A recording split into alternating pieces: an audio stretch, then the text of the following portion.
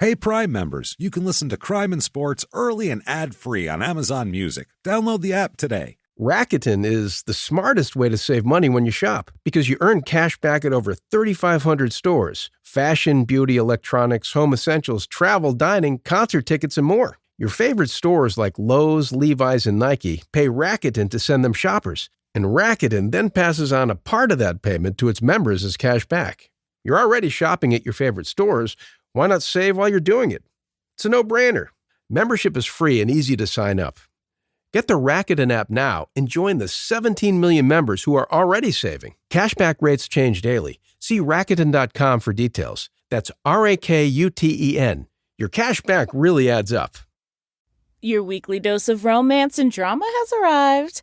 Season 29 of The Bachelor is here, and Grant Ellis, certified hottie and former day trader, is trading his day job on Wall Street for a second chance at everlasting love. New episodes drop every Monday at 8/7 Central, bringing you fresh twists in Grant's journey to find his soulmate. This self-proclaimed mama's boy is all grown up and ready to invest his heart. Will his playful charm win over the house full of hopefuls, or will the competition prove too intense? From heartfelt moments to adrenaline-pumping dates, each week brings new surprises in the mansion. Will Grant find his perfect match or end up with a broken heart? Tune in every Monday at 8/7 Central on ABC and stream on Hulu for new episodes of The Bachelor.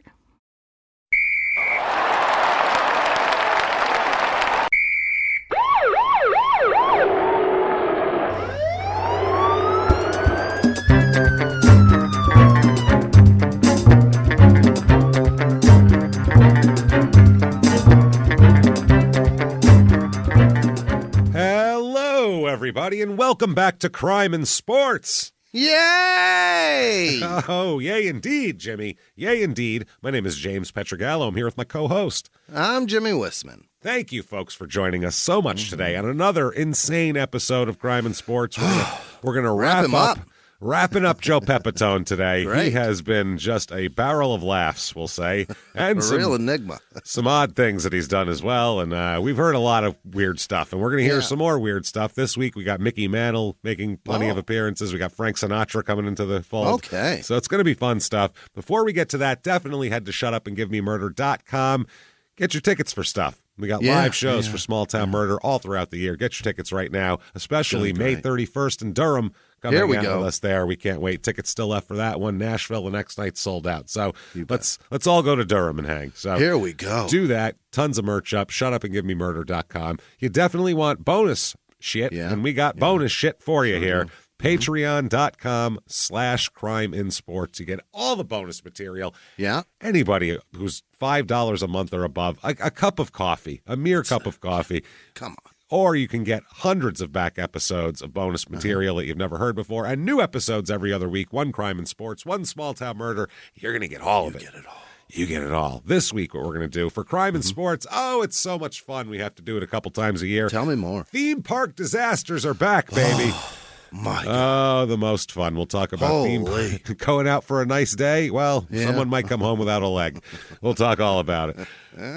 Then for Small Town Murder, we're going to talk about just the craziest execution methods in history.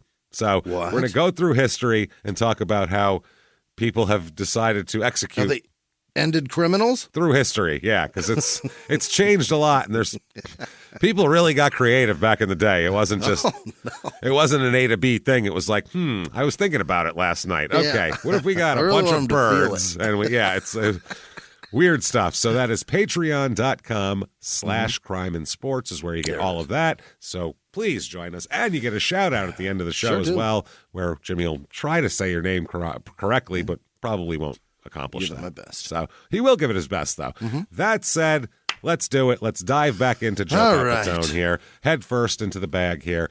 When we left Joe Pepitone off, he was with his second wife, and he had come home to find that the wrong suitcase had been delivered from the ballpark, and his wife had gone through and found all of his clothes were in storage. His clothes that he needed were in storage, but all of his road trim was displayed on the living room carpet in the form of small pieces of paper with phone numbers on them. And a lot of them were her friends, by the way, as well. Including personal friends. Including her personal friends. These are all women he's been fucking over the course of the year. Yep. So, yeah, he's in a lot of trouble, we'll just say, there at home. So let's start out in the 1967 season for the Yankees. Yeah. And the Yankees were on the major downward slide here, fast. They were 72-90-1 this year. So that is not great. 72-90 is not the record you're really looking for. And the team is, too. Catching, I'll give you the lineup. Jake Gibbs, Mickey Mantle, Horace Clarke, Ruben Amaro, Charlie Smith, Tom Tresh, Joe Pepitone, Steve Whitaker. Good for them to be able to play with Mickey Mantle. They get to tell their kids about that someday. he's 35 and not doing too well anymore. Yeah. And he did play 144 games this year, which is a lot for Mickey Mantle, actually. Yeah. But he's hurting. His body is destroyed. His body's all fucked up. Yeah, nice of the rest of these. That's not exactly Murderer's Row. No. Think of DiMaggio and Mantle and Ruth and Gehrig, and you don't think of all of them and, Ruben Amaro as well. Joe Gibbs? No, not who was it? Oh, Jake Gibbs. Jake Gibbs. Yeah, don't know him. 233 with 4 homers that year for Jake Gibbs. Yeah, he did great. Oof. Jesus. But he knows Mickey Mantle. He knows Mickey Mantle. He played with him. He can say, I am right there with Mickey Mantle. I've seen Mickey Mantle's junk. Oh, man. You got Mel Stottlemyre's pitching for him there. Okay. Whitey Ford at 38 still hanging on. Jesus Christ. Holy. And old Jim Bouton there from Ball 4 still on the squad. Yeah. This is right after they dump him. So this year for Joe, though, he plays in 133 games, and he hits .251 with 13 homers. So shit, yeah. Yeah, he's not doing as well as he was. Very good fielder always, though. Never anybody talking shit about his fielding over there at first base. 1968 season, they're at least 500, 83, 79, and 2 there.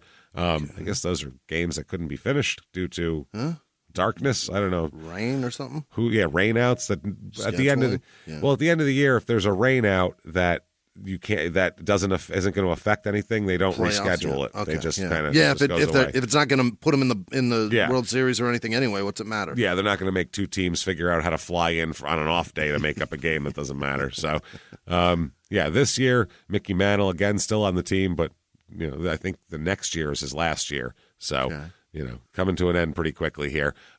Speaking of that, Mickey's in the waning years of his career, and Joe's now a veteran. He's been on the team a long time, and he's hanging out always with Mickey Mantle. He lives with Mickey Mantle in his hotel suite most of the time. What? Joe does during the baseball season. Yeah.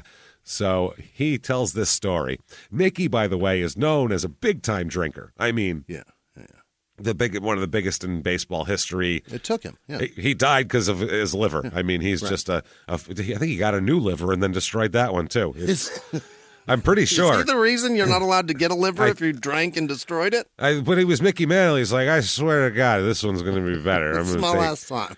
Way better care of this one. It's going to be so much good for you to do this for me. Yeah. Just put it in there. You don't even have to take the old one out. Just put it on top. Side by each. I think I could use 2. Wire them together. So, and he's known as he's an Oklahoma guy. He's a real country guy and all that kind of thing. So last thing you think of with Mickey Mantle in the late 60s is weed smoking. You know what I mean? Yeah. The last thing anybody. He was, Mr. Down Home, kind of guy. So here's a story. Is that what he was doing? Well, here's a story from the book. He wasn't doing it, but Joe Pepitone, when you're around Joe Pepitone, you do different things that you might not do normally. Who knows? Yeah. So he said, Mickey and I were sitting around the St. Moritz one afternoon. That's the hotel Mickey lives in. That's a nice one. Yeah. And I was cleaning a new batch of grass I'd just gotten. Okay. Cleaning it all up here. Not Bermuda. Mickey never smoked marijuana, refused to even try it, saying Scotch whiskey was plenty good enough for him. I'd been after him to just take a toke or two, told him it wasn't as harmful to your body as booze and that it made you feel a lot better. Like, Mick, you won't wake up tomorrow and not want to play the game. I promise. Yeah, you're going to feel so much better. The guy who'd gotten me this batch had told me it was super good. So he's got a real strong, good batch of weed here. Real dank set. Yeah. He said, I kept after Mickey, told him he really ought to give grass a shot, but he declined. Yeah. Didn't want to do it. I finished cleaning the grass, rolled a joint, and lit up. Wow, I said. It tasted different from anything I'd ever smoked before. No. In seconds, I was up, and a second toke delivered me to the following Tuesday. So this is good weed he's got. And Joe's a smoker, as we know. He sits around in his house smoking so he can hear his wife. Otherwise, he can't listen to her. Right. He said, oh, man, he was all sorts of excited. He said, this is sensational, Mick. I said, I was beaming. I couldn't stop smiling. So Mickey's watching him just in heaven here, just two tokes. He's like, wow, you look like you're happy as fuck. Look at that smile. Wow. So Mickey said, quote, shit, let me have that thing, he said. Uh-oh. He said, I just have to hold the smoke in. He just didn't know how to smoke it. Yeah. He said, just draw it into your lungs and lean back, I said, feeling like my lips were spread so wide they were going to split. I'm smiling. Yeah. He said very pleasantly. He took a toke, sat back, waited a minute, and a smile came to his face. He took another. Kind of nice, Joe. This was over 3 hours before game time. Oh, okay. No. Yeah. And I knew the stuff would wear off way before we had to play. No, it won't. Not if it's good, yeah. And not if you're not a seasoned smoker. Yeah. It always wore off within a couple hours. We finished the joint and drove to the stadium, giggling all the way. Oh, my God. Finished it, yeah. Oh, Mickey just boy. Not good, Mick. You are in trouble. But instead of wearing off, this dope seemed to get stronger. Oh, no. This is... oh, this is great. Seemed to get stronger. He's like, oh, fuck. It keeps happening. It keeps happening. Why does it keep happening? I found out later that it was Colombian, which I had never used before. 2 tokes of it will keep you aloft for hours. There you go. Yeah. Mickey went to bat in the bottom of the first inning. I watched him swing from my seat in the dugout, and I had to hold back the laughter. This is hilarious. His swing was perfectly level, but it was so relaxed, it looked like he was swinging underwater. It's chill, man. He's just like, oh, that felt good. He's like, ooh, that swing felt good, though. Even, smooth. Let me do that again.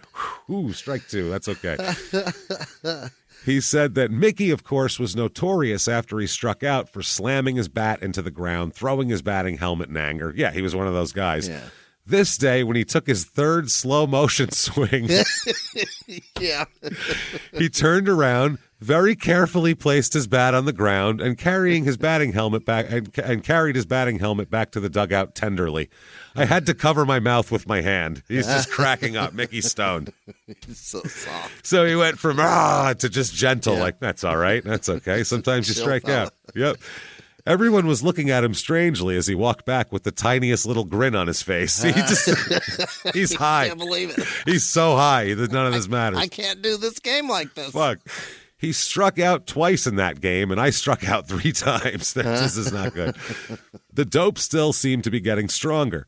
I finally took myself out of the game in the 8th inning. I was afraid I'd get killed by a fly ball. He was afraid of it. Jesus, I can't do this. I'm going to lose it. I don't know how, but Mickey played perfectly at first base. This was the end of his career when they took him out of center field and played him on first base, which is just, it's like seeing Willie Mays at first base. It's just weird, you know? If I'd had to handle the throws there, I think I would have taken myself out in the 5th. Incredibly, Mickey came up in the 9th inning with a man on second and singled in the winning run. Holy shit. That's how good Mickey was. He said he still had that little smile on his face when he walked into the clubhouse, but he came right over to me and whispered, don't ever give me any of that shit again. I don't ever want to do this again. This was a long day. Really bad. He said, I didn't know it was that strong, Mick. And he said, the next time I rolled a joint at his place, Mickey got up and left the room. I never smoked before another baseball game again, ever. That was it. Just I don't even want to smell it. Not good. Yeah. Yeah. I don't know. There's some guys that after their careers are over would say that they smoked weed before football games. And I'm like, how the fuck do you do that? I don't know how you could do that. No. Baseball, I could see it because it's almost strategic. So it would be Slows hard down the ball a little at the plate probably to But for like a pitcher, it seemed like it would be great because you'd be like, oh, I can really feel the spin on the ball, and I really can feel like I'm at one with it and focus. Yeah, and for the field too, I would think it would be good too.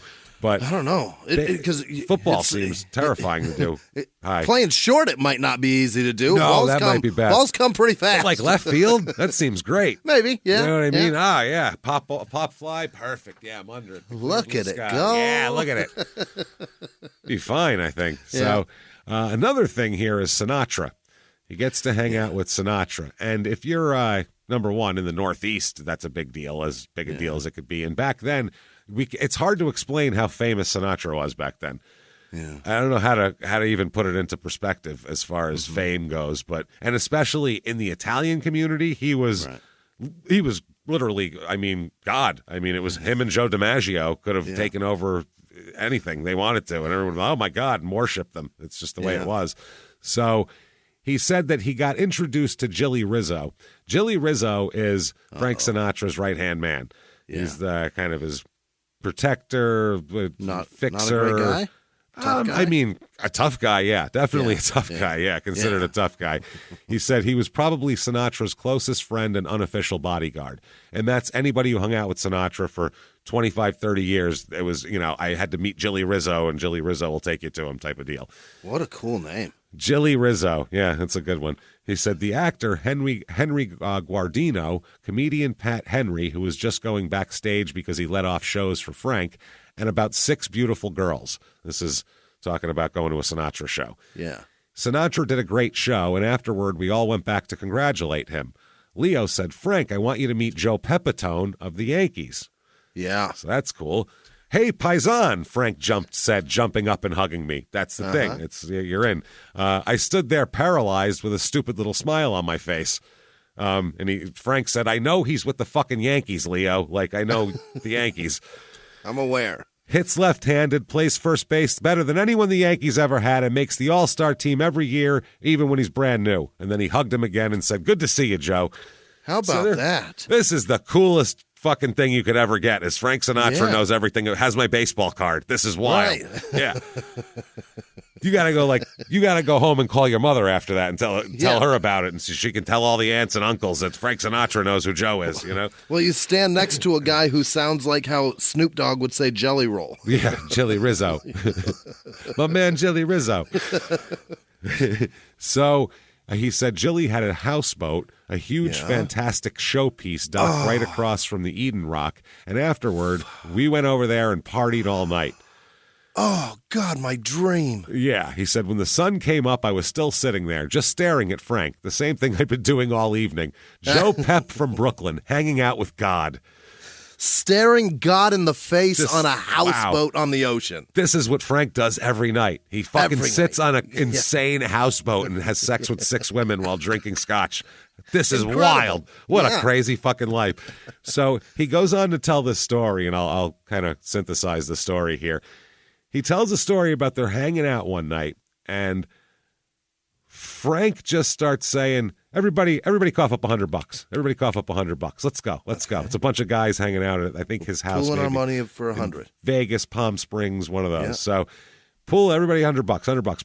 Pony up. And he said, don't worry, I'll cover the rest of it, but everybody $100 out of you guys. So everybody ponies up $100. Frank takes it, goes in another room for a while.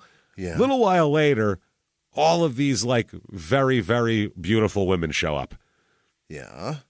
Frank called, and said, send me your best. Yeah, send me your best, and they're all going to pay for it. So there's all these women here, and, fucking hanging out, and they're all like young and hot and all this type of shit. So there was one particular chick, apparently, that all the guys Googling over were going after. And Joe Pepitone said he put in this whole night's work with this girl, trying to get the guy to be the guy that bangs her. And then another guy was doing the same thing. So it was like him and Joe going back and forth and like just for like trying to outdo each other and ridiculous. So he said Frank sat there and he watched this for like an hour and he was laughing and he's thought it was funny and he's going back and forth. He goes, watch all these guys come up and, not be able to hook up with her and then have these two fighting over.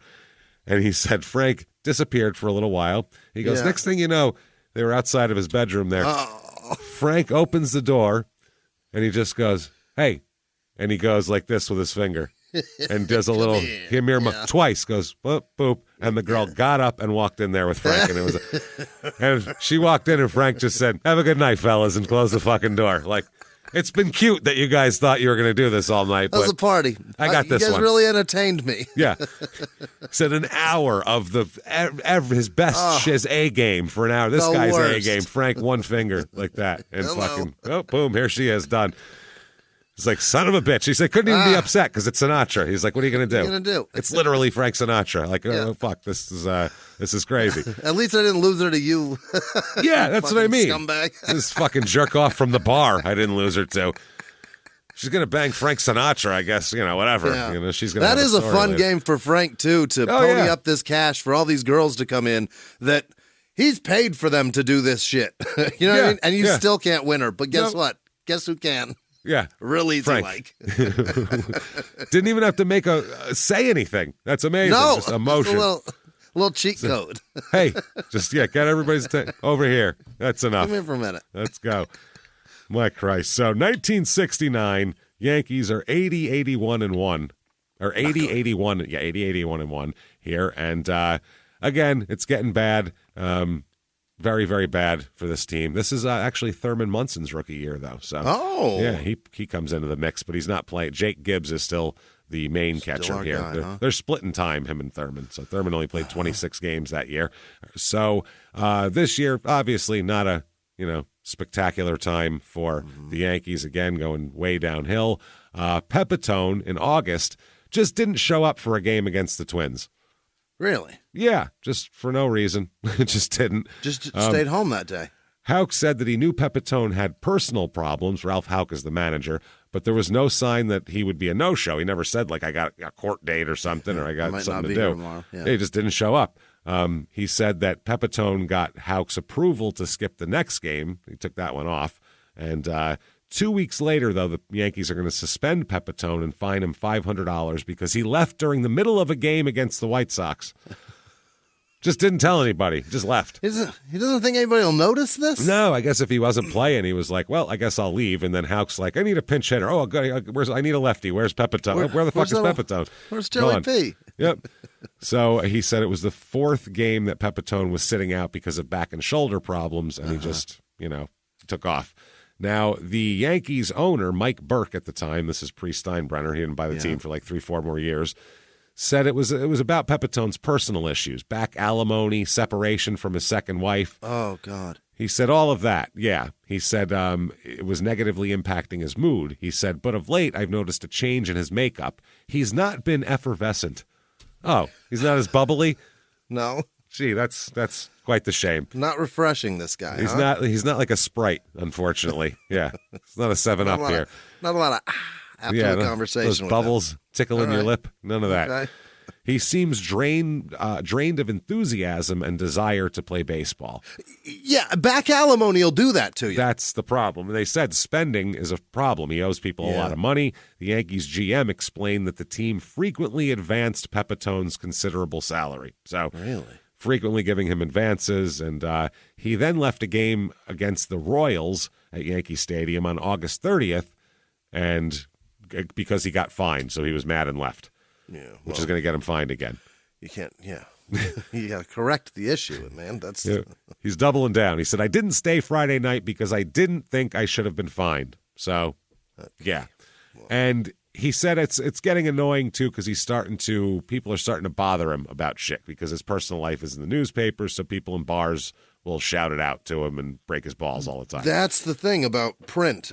Yeah, unless he's can be good or bad. Unless he's around, because he tells stories. If he's around, like, he's in New York and he's around a bunch of gangsters, and anybody says anything to Joe Pepitone, four thick-necked guineas get up and beat the shit out of him and throw him outside. Yeah. But anywhere else, it's, they just pick people fuck with him. He said, going out wasn't all that swell. For the last few seasons, I'd been hearing more and more bullshit in saloons. Everyone knew who I was because I was always in the papers. My whole life has been a newsprint. I was colorful, I was news, and I always talked to writers. So I'd be in a joint sitting across from a guy who had a few drinks in him, and he'd say purposely, loud enough for me to hear, "There's Joe Pepitone, the asshole." Okay. Okay. That's an interesting way to razz somebody. The asshole. There he is. Yeah, not you suck. That's personal. There's Joe Pepitone, the asshole. Like he's done something to you. I mean, my son said, "Who's that?" And about Johnny Manziel, and I said, "The world's biggest loser, son." Yeah, a complete asshole. But I didn't say, "Oh, son, that guy's an asshole." There's Johnny Manziel, the asshole. While sitting 8 feet from him in a bar with no one else around. That didn't even occur to me. That is pretty funny, though. That's something you'd whisper and go, there's Johnny Manziel, the asshole. Yeah, no, the asshole. The world-famous asshole. That's the guy. There he is. And you whisper like he's a zoo animal, so he doesn't scamper away. He said, or because of the fact that I dressed mod, which if you don't know, mod in the late 60s, mod was like... Oh, like Mod Squad. Yeah. Modern is what it was. The Mod Squad came from that, from the word mod. So yeah, mod was like, they'd wear like the funky boots and different kinds of clothes and weird... Oh. That late 60s... A little classier, yeah. Just different, not a checkered sport coat with a fucking, you know what I mean, and wingtips and not Dick Tracy. Exactly, because that's how everybody in America dressed, and then this came around. So he said maybe because I dressed mod and because of the way I wore my hair. Well, you wore hair is what you wore, and what was left of your hair. Maybe because of that, I'd hear, "There's Joe Pepitone, the faggot." Or I'd walk into a place and a girl at a table would squeal, "Oh, that's Joe Pepitone, I want his autograph." And the guy sitting with her would say, "What do you want his autograph for? He's a queer." What? How'd that go? Because he had a coif of hair and was, dressed in the mod style and not in a like clean way. Yeah, he didn't look like Mickey Mantle, basically. But he hung out with Mickey Mantle, so Mickey Mantle didn't care how he dressed. Calling him, I'm fascinated by the gay slurs. That's anybody with hair that touched your ears was. Yeah, that was a queer back then. Queer. It's just how it was. Okay. Yeah. To that kind of that subsection of society of Wild. A lot of the country. He said, "I don't know how many times I heard that kind of shit. The words would vibrate through my head and make me furious. I wasn't brought up to sit still behind bullshit, not by Willie, not by the neighborhood I came up in. I had to learn to control myself, learn to bite my tongue or leave the place. I'd say to myself, fuck it, they're envious of you, don't let it bother you." That's a good attitude to have here. Yeah. He said, "This may be one of those hard-ons who gets off on trying to push ball players." I like how they used to call guys hard-ons. This fucking hard-on over here, yeah. That's hilarious. Hard-ons. Called him a boner? Yep.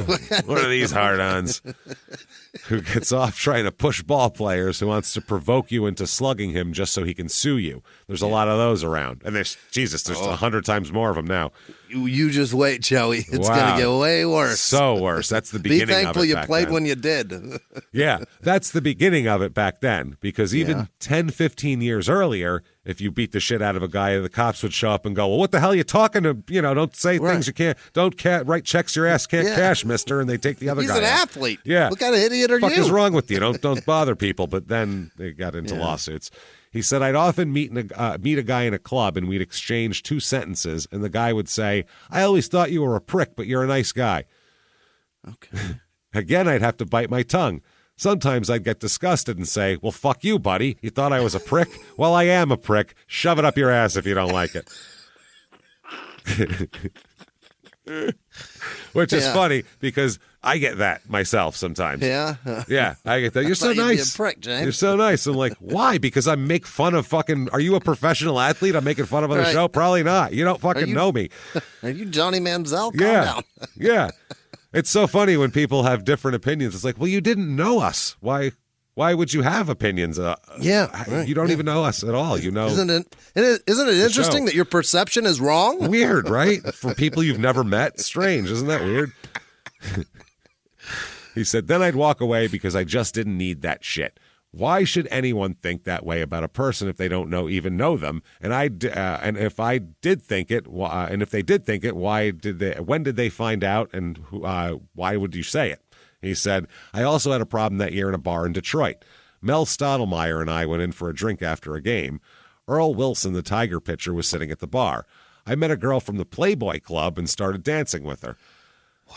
I was wearing trim-fitting pants, which I always wore, and a shirt that was open in the front to show my hairy chest. Yes, you were, Joe. Picture this scene. Yeah, this is quite the scene you're setting here. Was there a horn nested in that chest hair? There is. There is certainly. Well, the Maloika, Jimmie. I mean, Jesus, you got to protect yourself. You know what I mean? It's just resting right there in the. The evil eye nest. can come at any time. You got to have it. Everyone's given one of those by like an aunt or a grandmother or something when you're fucking like 5. If just when you're old enough to take care of something, hey, put that on. The Maloika. Oh, sorry. Clean it up and keep it. Yeah, clean it up, keep it. He was hip-hop's biggest mogul, the man who redefined fame, fortune, and the music industry. The first male rapper to be honored on the Hollywood Walk of Fame, Sean Diddy Combs. Diddy built an empire and lived a life most people only dream about. Everybody know ain't no party like a Diddy party, so. Yeah, that's what's up. But just as quickly as his empire rose, it came crashing down. Today I'm announcing the unsealing of a 3-count indictment, charging Sean Combs with racketeering conspiracy, sex trafficking, interstate transportation for prostitution. I was up. I hit rock bottom, but I made no excuses. I'm disgusted. I'm so sorry. Until you're wearing an orange jumpsuit, it's not real. Now it's real. From his meteoric rise to his shocking fall from grace, from law and crime, this is the rise and fall of Diddy. Listen to the rise and fall of Diddy exclusively with Wondery Plus. Behind the closed doors of government offices and military compounds, there are hidden stories and buried secrets from the darkest corners of history. From covert experiments pushing the boundaries of science to operations so secretive they were barely whispered about. Each week, on Redacted, Declassified Mysteries, we pull back the curtain on these hidden histories. 100% true and verifiable stories that expose the shadowy underbelly of power. Consider Operation Paperclip, where former Nazi scientists were brought to America after World War II, not as prisoners, but as assets to advance U.S. intelligence during the Cold War. These aren't just old conspiracy theories. They're thoroughly investigated accounts that reveal the uncomfortable truths still shaping our world today. The stories are real. The secrets are shocking. Follow Redacted, Declassified Mysteries on the Wondery app or wherever you get your podcasts. You can listen to Redacted early and ad-free right now on Wondery Plus. So he says, showing my hairy chest, I heard some big bastard at the bar yell something, but I couldn't make it out over the music. Oh, God. When we danced a little bit closer to the bar, I heard him say, quote, "Look at that faggot dancing with that pretty girl." Okay.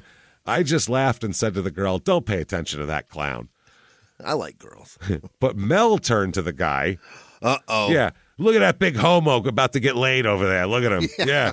What Look at a homo. Look at that homo with his stuff. hand on that chick's ass. Look at that. Mel, he just left with her like a complete and total queer. Look at him. He just left with a girl and they had their fucking hands in each other's pants. What a fucking homo. Jesus. Have you ever seen somebody be such a queer in one night? I can't believe it. Had his head right in between her tits going blah, blah, blah, blah, back and forth like a big queer, you know what I mean? What a fanook. Yeah. Holy shit. So don't pay any attention to that. But Mel Stottlemeyer's kind of a tough guy. And even his son was like a real angry kind of a guy when he for pitched. no reason. For no reason. With a real puss face. Yeah. He didn't really look tough, but he and a shoulder seemed that to just be an asshole. Wouldn't hold together either. No. He'd try and try, but it just wouldn't stay together. Bad slider. Yeah. Mel's a pretty big guy too, Mel Stottlemeyer. Yeah. So, but Mel turned to the guy and said, "Keep your mouth shut." The guy ignored him. "Look at the faggot," he said loudly. Uh-oh. Oh, no. "Listen," said Mel, "that guy's a friend of mine and he's no faggot, so keep your mouth shut." He's dancing with the girl. He's about to fuck this chick. Yeah. Show your evidence, man. But look at his hair. Yeah, all right. She seems to like it. But look at he's got tight pants on. Yeah, so that chick can see his cock, and now he's going to bang her. You should maybe try tight pants. It's called bait, man. In 1969, thrusting his pelvis at her. Yeah. So when I heard this, I had to say something to Mel, or it was going to get into a thing with the fat mouth. And if you don't keep your mouth shut, I said to the guy, I'm going to shut it. You ain't going to do nothing, faggot, the guy said. Uh-oh. Jeez, he has one. He really likes that word. He's a real button he wants to push. A real one-weapon man. Yeah. Joe should have fucking French kissed him. That would have been the best way to handle that.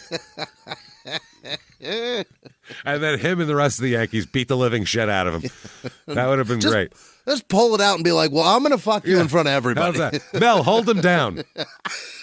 Mel, grab him, hold him down. I'm going to fuck him. I'm going to fuck him in the ass in front of this chick just to assert dominance. Opening your pants and say, Mel, hold him. Yeah.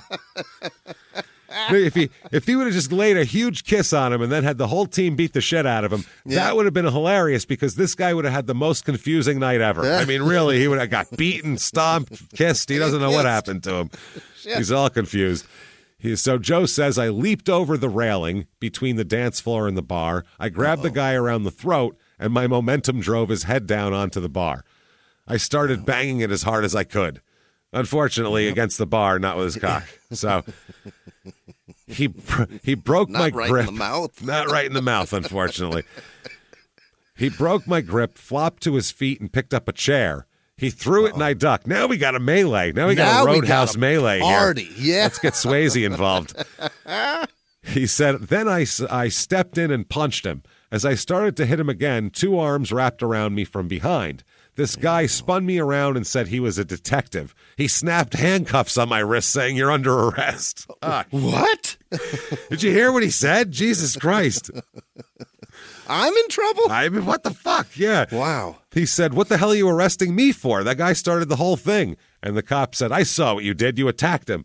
Okay. The cop just saw it. He wasn't there listening to the whole thing. Right. Mel confirmed my story, and I glanced at Earl Wilson, because he's a local. He's a Tigers pitcher, so maybe they'll believe him, who was still at the bar and whom I've known for years.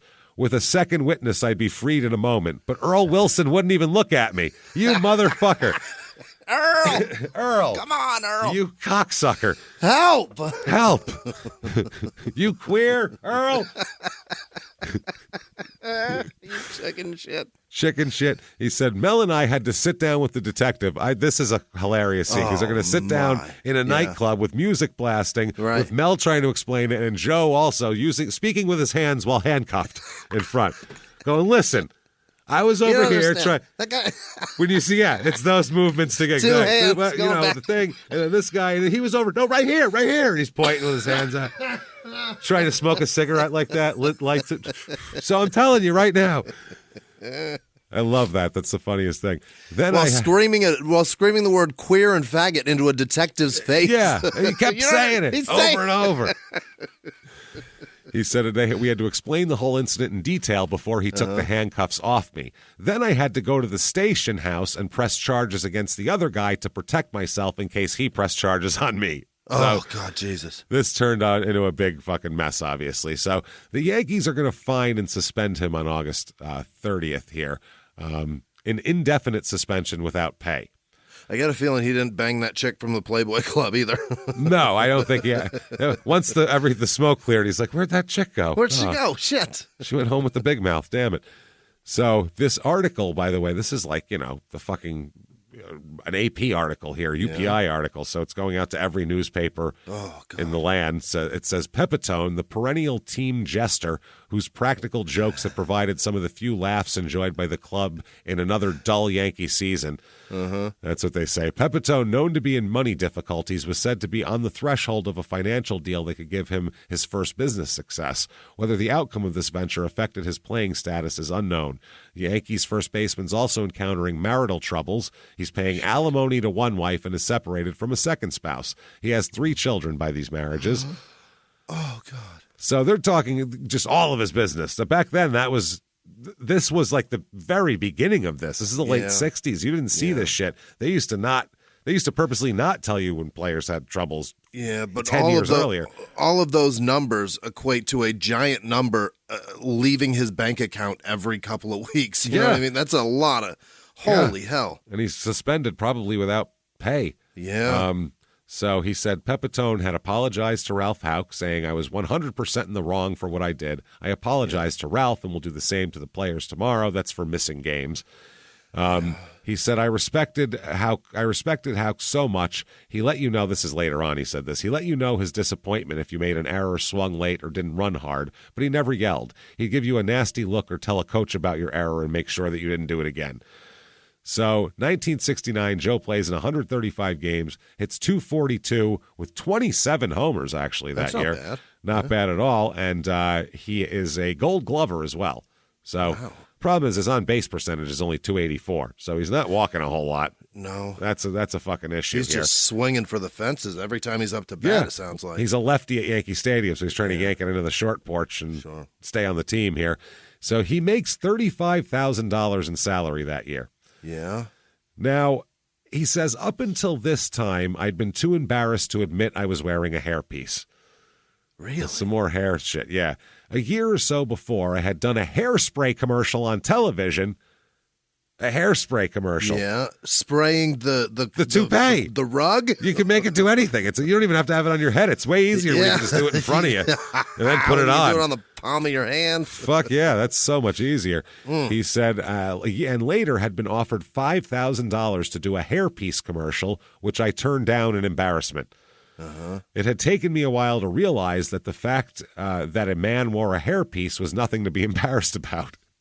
Hell, guys wear hats on their heads to make them look better. If a hair hat made you look better and feel better, why not? A hair hat. I mean, no. That's all of his logic is out the fucking window. But I don't understand why that is, by the way. Like, no? We make fun of guys for getting pieces. Like, I feel bad for guys who who don't have the hair they want. Yeah, I don't know. Like, I feel lucky, but that care about that want the hair. You don't care, though. I want it. Forget. I want it more than anything. Yeah, but I can't have it, and I know it, and it's okay. That's what I mean. You've accepted it. Some guys can't accept it, though, and those are the guys that wear. That's the sad part. It's not that they're wearing it. It's the sad part that they can't understand that it's okay not to. But a woman has a boob job after she has 4 kids, and they fucking deflate her tits, and everybody goes, "Oh, well, it makes her feel better." Why is that okay? You should do that for yourself. It's not glued on fucking receptacles. James. Why can't she accept it? Well, then you can get transplants or whatever. I don't know. They wear looks like the little trees up front, little rows. But I don't. Why is that? Why is it? I don't know. If a man tries to fucking look half decent, they're like, "Oh, you fucking loser! Accept that you're a bald piece of shit. Accept that you're fat. Accept that your dick doesn't work. All that." But with a woman, it's like, "Oh, it's great for her to, accept that you're flat." Yeah, accept that your tits are awful now. The same way a man had to accept his fucking hair fell out because he's older. Guess what? Your tits got worse. Your tits are worse than my English because you got older. And I'm not saying women should. Get the tits. And guys, get the fucking hair. My English.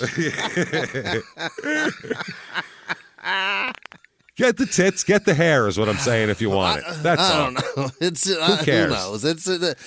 If you're going to wear a piece, make it ridiculous, though. Make it so I can tell it's a piece. Really make it a... Well, here's the thing. There are very few out there that you can't tell. It's very obvious. That's true. For God's sake. They're poor pretty bastards. They're pretty clear. And there's so many that there's a lot of famous guys that are wearing them, and they don't even acknowledge it. It's like, come on, man. Burt Reynolds for fucking 50 years he wore a goddamn piece. Yeah. Or the transplants. Get your fucking transplants or whatever they do. I don't know how that fucking works, but staple shit into your skull. That's crazy too. Well, I mean, it's something's being stuffed into your tit hole. Yeah. It's the same thing, I think, right? Joe Buck's done it like 4 fucking times. A lot of these guys have. That's the other part. Famous guys because it's expensive. It's an invasive surgery. It's very expensive. It takes a long time for that shit to heal, and then you got to do it a bunch.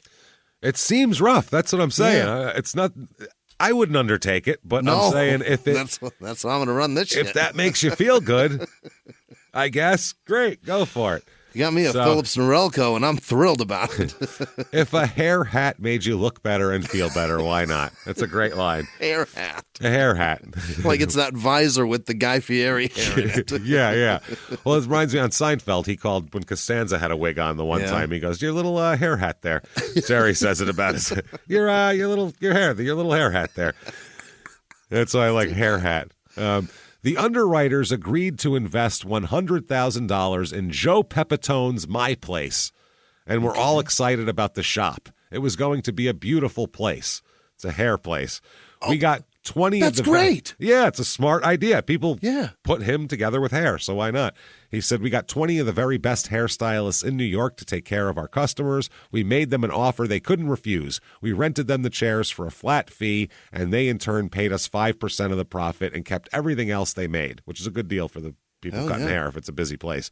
George and Dominic and I were there every day supervising construction. We could hardly wait for My Place to open. But I just couldn't believe any of it. Single thing I touched turned to horse shit, usually.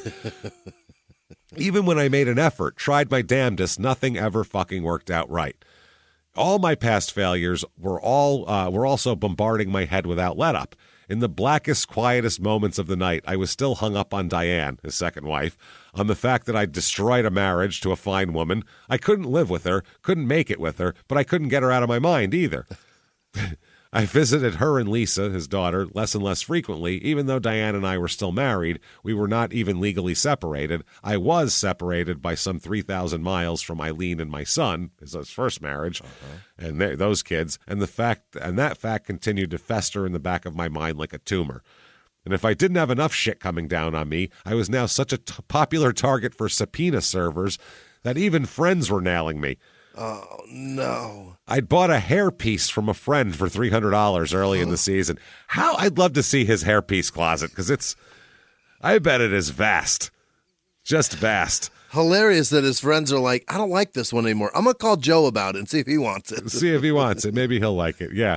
I think maybe a guy makes it. I don't know. Mm-hmm. He asked me for the money several times, and I told him I would take care of the bill as soon as I got the cash. It's a guy with a shop. Okay. Yeah. One night he was in a box seat at the stadium, and he called me over before the game. Joe, come here. I want you to meet someone. I walked over at the end of batting practice, and he introduced me to the girl with him. Then he said, I'm sorry, and handed me a subpoena. I saw all fans all around looking at us. Thanks a lot, you prick, I said. I really appreciate you doing this in front of all these people. Thanks a lot, you prick. Jesus, you fucking asshole. So, Joe Pepitone's My Place opened to sensational reviews. All kinds of men were getting into long hair, mod clothes, and jewelry, and we happened to have some of each. So it was like a modern, it was a very, it wasn't a barber shop. It was like a beauty salon for men, which was a completely different idea. Clean you up. Get you, completely First different queer idea eye for the straight guy. Except these were all straight guys for the most part. These probably a lot of still Italian barbers, I'm sure he got. There you go. Actually, women, I think, is what he got. He was saying smart. He got the hottest stylist. So I think you got hot women in a place where guys can come in and feel cool. I think that was the point of the whole thing. So he said the money poured in. George, Dominic, and I were suddenly entrepreneurs. We started making plans to franchise the shops in cities around the country and in Puerto Rico. The underwriters were also excited and talked about the corporation going public and issuing stock. Wow. It's going to be like, a huge deal. That would really make us tycoons. Right. More on that later, obviously. So he ends up December 4th, 1969 here. After the 69 season, he is traded by the Yankees. Right. Yes, he is traded to the Houston Astros this year. Really? Yes, for Kurt Blefary. So he is like synonymous with the Yankees at this point. So it's very strange to see him going to Houston. That is some fish out of water shit from New York to Houston. To Houston. Yeah, it's very odd here. So, very different. And Houston back then too was a very like a new city. It wasn't a in the 60s. That's like the Wild West still. Yeah, well, I think 69 is when the Astrodome opened too. Okay. So it was like this new. Everything was new there. So they said this was the December 4th, 1969 New York Times wrote, Joe Pepitone, the last and most controversial of the old imperial New York Yankees, was traded to the Houston Astros yesterday for Kurt Blefary. The straight interleague exchange ended Pepitone's 8-year career as the long-haired, long-talking Peck's bad boy of Yankee Stadium. His exit had been long rumored but never quite attained, though the Yankees had been making strenuous efforts to trade him after he disappeared twice last August. The general manager said, in a sense, I feel relieved of a problem. relieved of a problem, but it'll be hard to imagine the Yankee club without him. He's been a real good player, but not as good as everyone hoped he'd be. He was colorful and had the spirit of youth and some problems that go with that. In other words, not good enough to justify him being kind of a pain in the ass anymore. Yeah. Being a story. So he talked about, by the way, that the hairdryer that they blew, the talcum powder out here. Yeah. He told Rolling Stone that when I brought a hairdryer into the clubhouse, they thought I was a hairdresser or something. They didn't know what the hell was going on, I'd walk in with a black Nehru jacket on, beads, my hair slicked back. It was ridiculous. I think about it now and I laugh. Because you're walking into the Yankee locker room, which was Mickey Mantle and his old-timey country music and like a bunch of these old guys going, all right, there, let me get that, crack me open a beer. And he's like, who wants to smoke a joint? And fucking, where's your blow dryer? Like just a Vidal Sassoon with a joint very different. So 1970 here, he goes to the Astros. They're 79-83 that year. Yes. So not that great, but I think they had a run toward the end of the year, but then kind of fell off. That's Joe Morgan's on that team, and Bob Watson, and one of the Alous, Jesus Alou, Cesar Cedeno's on that team. Mm-hmm. So a bunch of kind of Larry Dierker, I think. Yeah, Larry Dierker was on that team, the manager for a long time there. He was a pitcher that year. So pretty damn good team. But the Astros were very much... the Yankees were so used to having veterans for so long. They had all these veterans that you kind of were allowed to do what you wanted. There weren't real strict on curfews or any of that shit because you couldn't enforce it on Mickey Mantle. So how the fuck are you going to enforce it on other people? No. Yeah. But the Astros, it's a completely different deal. Their manager Harry Walker is known for being a real stick up his ass kind of a guy. Oh yeah, you'll bed do checks. What I tell you. Yeah. So they said the Astros were very stringent. A player could get fined $250 for missing curfew. Wow. Yeah. They said when Pepitone didn't show up for a team workout during the All-Star break, he was fined $250. So he said he was hurt because he got hit by a pitch, and they said, well, tough shit. He said, quote, about his manager, quote, I can't stand Harry Walker. I can't stand general manager Spec Richardson. I can't stand all the regulations. I can't stand a million rules. Yeah, well, it's also Houston. Where the fuck are you going to go in 1969? It can't be that much of a fucking hot spot, right? No, not really. I think it was just mainly the space stuff was there. So it was a newer city in terms of becoming a kind of a bigger place. Yeah, a hub, right. A place where people would move to. So he said he would argue with Harry Walker about everything. He'd go, why? I don't understand these stupid rules. Why do you have this dumb rule? Why? Why do you have to enforce it? Why do you have to be picky? So he went back to New York at one point and just got on a plane and went home. And then he said the next day, told the press that he wasn't going to go to St. Louis for the team's next road trip, so they suspended him indefinitely without pay. I'm not coming to hang out with those guys. No. So he ends up being picked up. They put him on waivers because he doesn't want to be there. We'll give you a thing here. He said the Astros went off on a road trip after this, starting in Pittsburgh. A notice was posting regarding rooming assignments. This was his final straw why he quit, by the way. Yeah. Okay. All of a sudden, I had a roommate. Veterans had their own rooms generally, and then younger guys would have roommates. I had a roommate, pitcher George Culver, a nice guy, and I were to room together. I went right to Harry Walker, who was in his office in the clubhouse. Harry, someone's made a mistake, I told him. I'm listed to have a roommate on this road trip. I room alone. That's my agreement with Spec Richardson, the general manager. That's part of the deal. He said, you have no agreement that I know of. You have a roommate, George Culver. So he said, Harry, I'm rooming alone. And he said, I said, you're getting a roommate. And he said, no, I'm not. Harry said, what I say goes and you're getting a roommate. Joe says, quote, what you say is shit. I'm rooming alone. What I say goes. What you say is shit.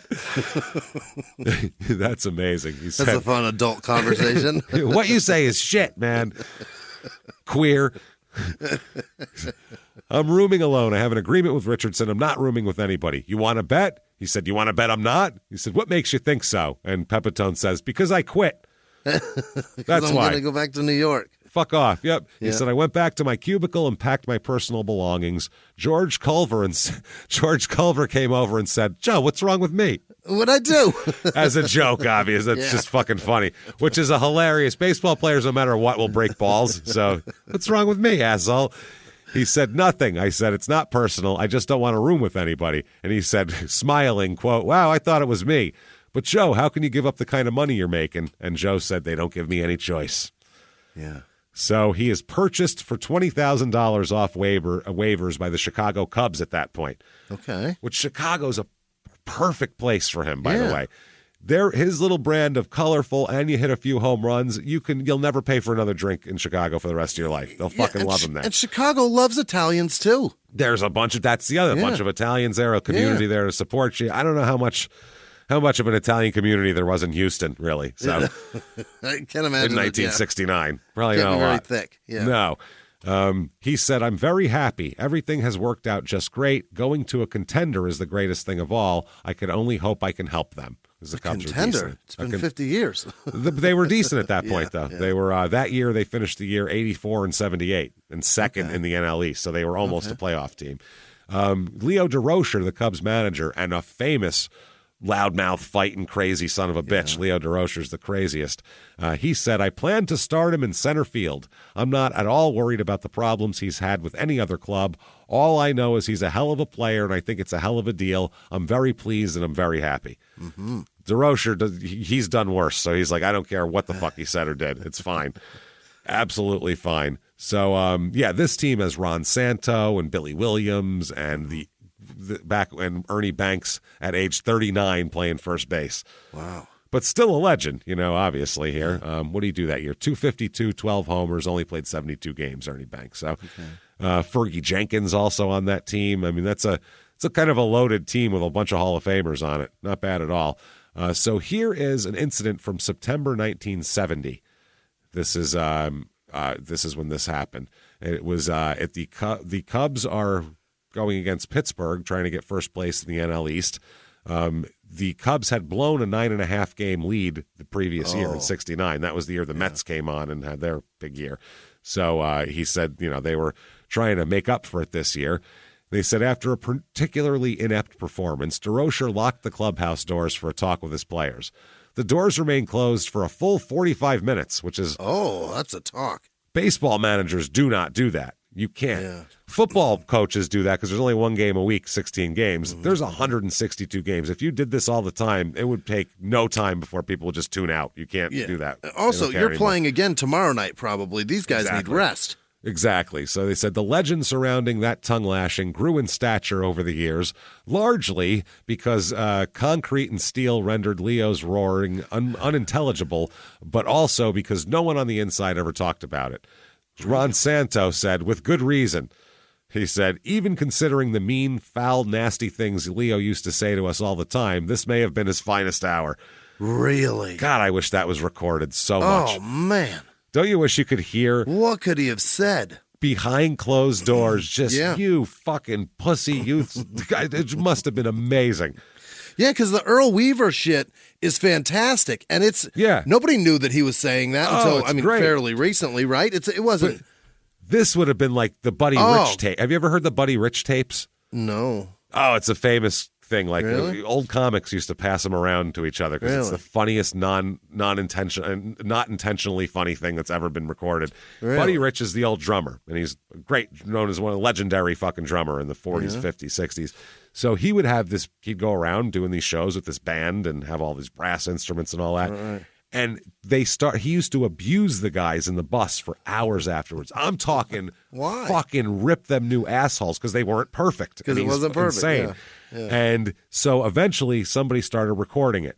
So there's all these recordings of him just going, you son of a bitch, I swear to Christ, I'll pull this fucking bus over and fucking drop you off, and I don't need any of you fucking people. I'll be out there by myself, alone. I don't care. He's like freaking out.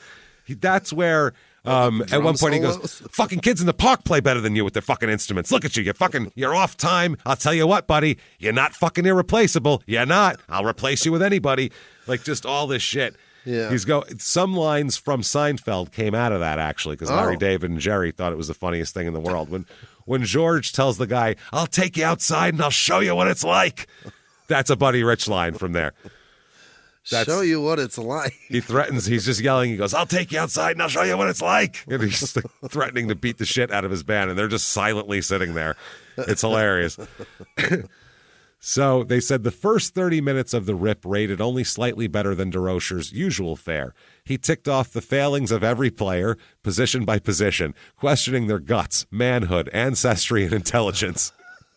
Ancestry and intelligence? Everything's on the table here. Wow. Jesus, this is getting racial even. Oh, absolutely. He insulted, cajoled, and threatened each in turn, then moved to the team onto the team in general.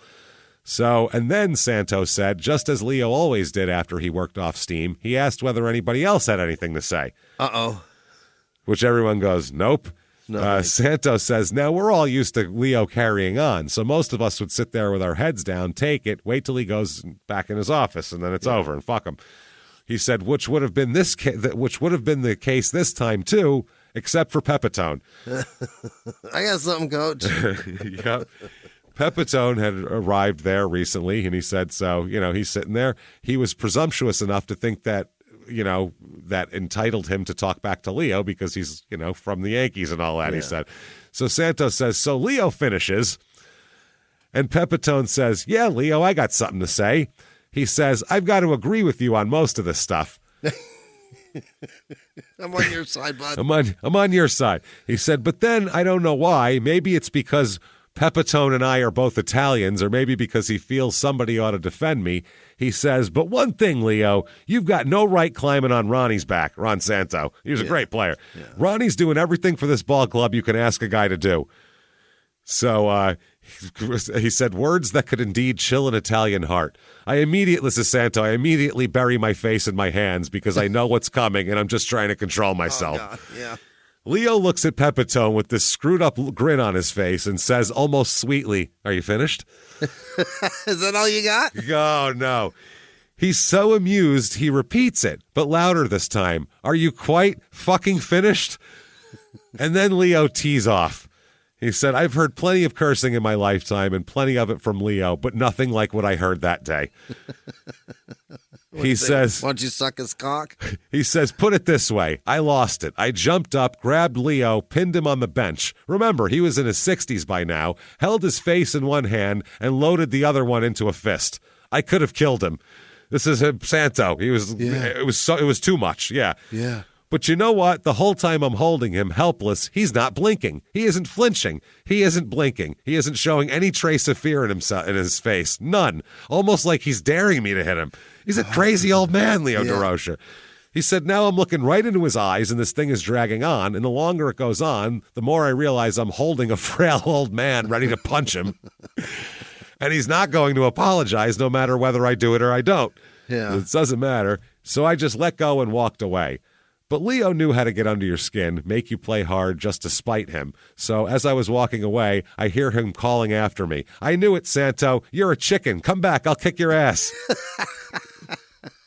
A few miles from the glass spires of Midtown Atlanta lies the South River Forest. In 2021 and 2022, the woods became a home to activists from all over the country who gathered to stop the nearby construction of a massive new police training facility, nicknamed Cop City. At approximately 9 o'clock this morning, as law enforcement was moving through various sectors of the property, an individual, without warning, shot a Georgia State Patrol trooper. This is We Came to the Forest, a story about resistance. The abolitionist mission isn't done until every prison is empty and shut down. Love and fellowship. It was probably the happiest I've ever been in my life. And the lengths we'll go to protect the things we hold closest to our hearts. Follow We Came to the Forest on the Wondery app or wherever you get your podcasts. You can binge all episodes of We Came to the Forest early and ad-free right now by joining Wondery Plus.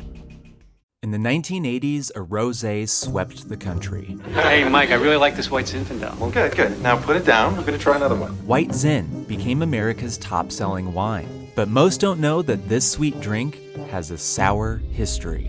What began in 1986 with counterfeit bottles. A big fraud, a multi-million-dollar fraud.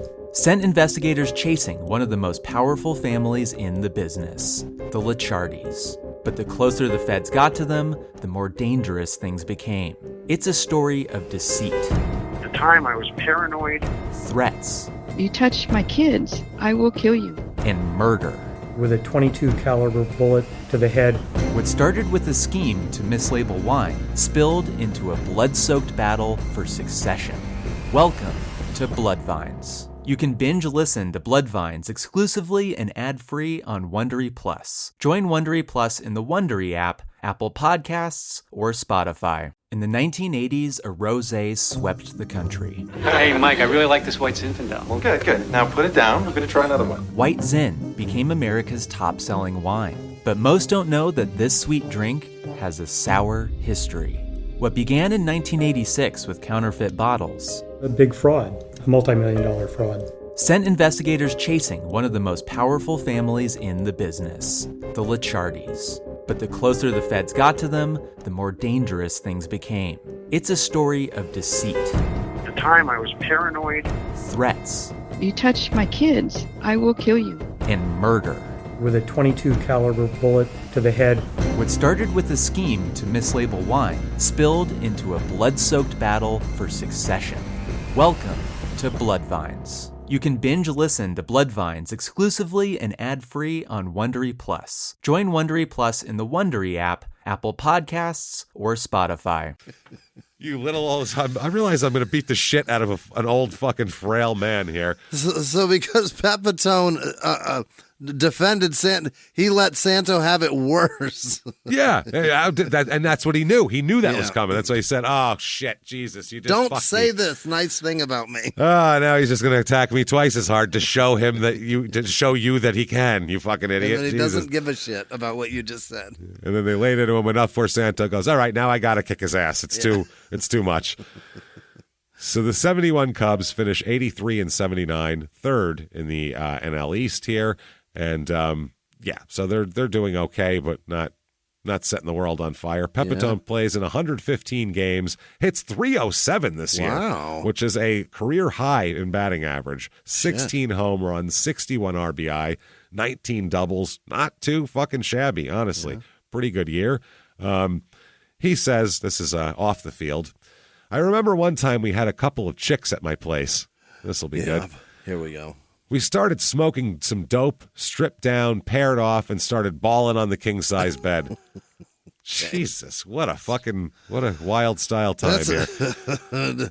Summing up his night so eloquently, but like so reckless. So reckless, yeah. Just, I don't know, a couple of chicks started balling them on the same bed together. "The girl I was with, whom I'll call Jenny," you know it's going to be interesting if he won't name her, because he named fucking Strokey the sex pot last time, so... He said, "started groaning and sighing and yipping and screaming. Wow," I said to myself, "I must be really great tonight." Yeah. "Alfred, you hear her?" I said, glancing over at him. Okay. Oh, God. It's weird enough that they're fucking in the same room. That's weird. Weird enough that they're fucking on the same bed. But to be like talking to each other in the middle of it. Being involved in it. Too much. "Yeah, brother, you really got her going," he said. Jesus. As he started working faster. Oh, God. Plop, Jenny's, plop, plop. Yeah, pum, pum, pum. Jenny's breathing was becoming heavier and heavier. Her groans quicker and deeper, and her head was tossing from side to side. I was really turned on, and I saw that the girl under Alfred wasn't reacting at all, no matter how hard he worked. Oh, Jenny groaned. Oh. Suddenly, her head stopped waggling. She opened her eyes and said, "Joe, would you mind getting off me for a minute? I have to take a pee."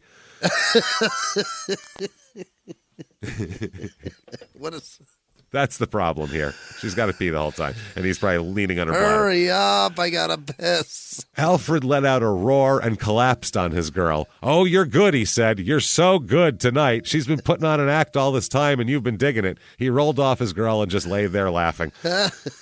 You ruined his sex, too. You fucked his... everybody's sex is fucked up.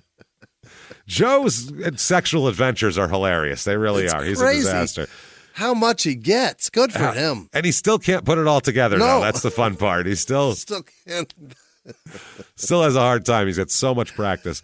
1972, the Cubs were second place in the NL East, 85-70. So there's a bridesmaid every year here. every single fucking year. He was upset because they wouldn't increase his salary.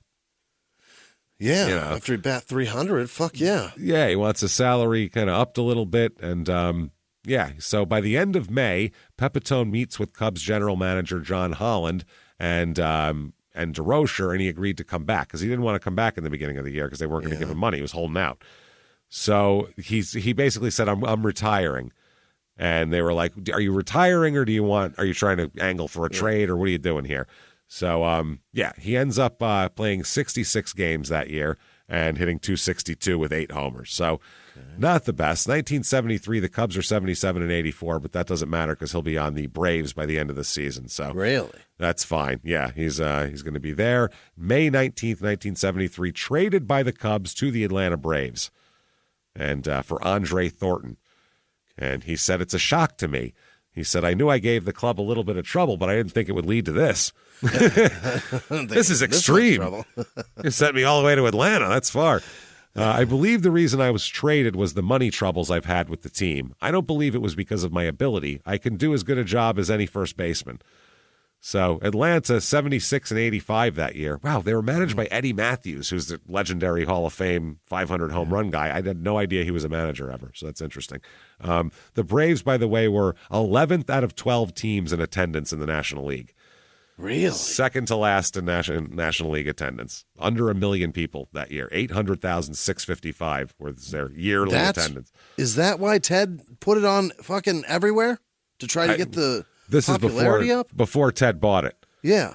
Ted bought the team for programming for his station, not the other way around. That was all he bought it for, huh? Yeah, because it was cheap and it was a good place to dump a lot of off a lot of money off it. Yeah. And they put out 162 games a year, and I can get 90 of them and play them on the great. Wow. Fills 3 hours a night, perfect, because he had no programming. So he goes here. This is Davey Johnson, the old manager of the Mets, is there. Darrell Evans playing third base, and of course Dusty Baker in center field. Oh, look at that. And Hank Aaron is there, too, 73. 74 is when he broke the record. So he played with Hank Aaron and Ernie Banks? Hank Aaron, Ernie Banks, and Mickey Mantle. Mm. And Roger Maris. And was coached by Joe DiMaggio. Like, he's been around so many of these legendary fucking people. What a cool life. What a cool fucking life. And Phil made Niekro no on this fucking team. money.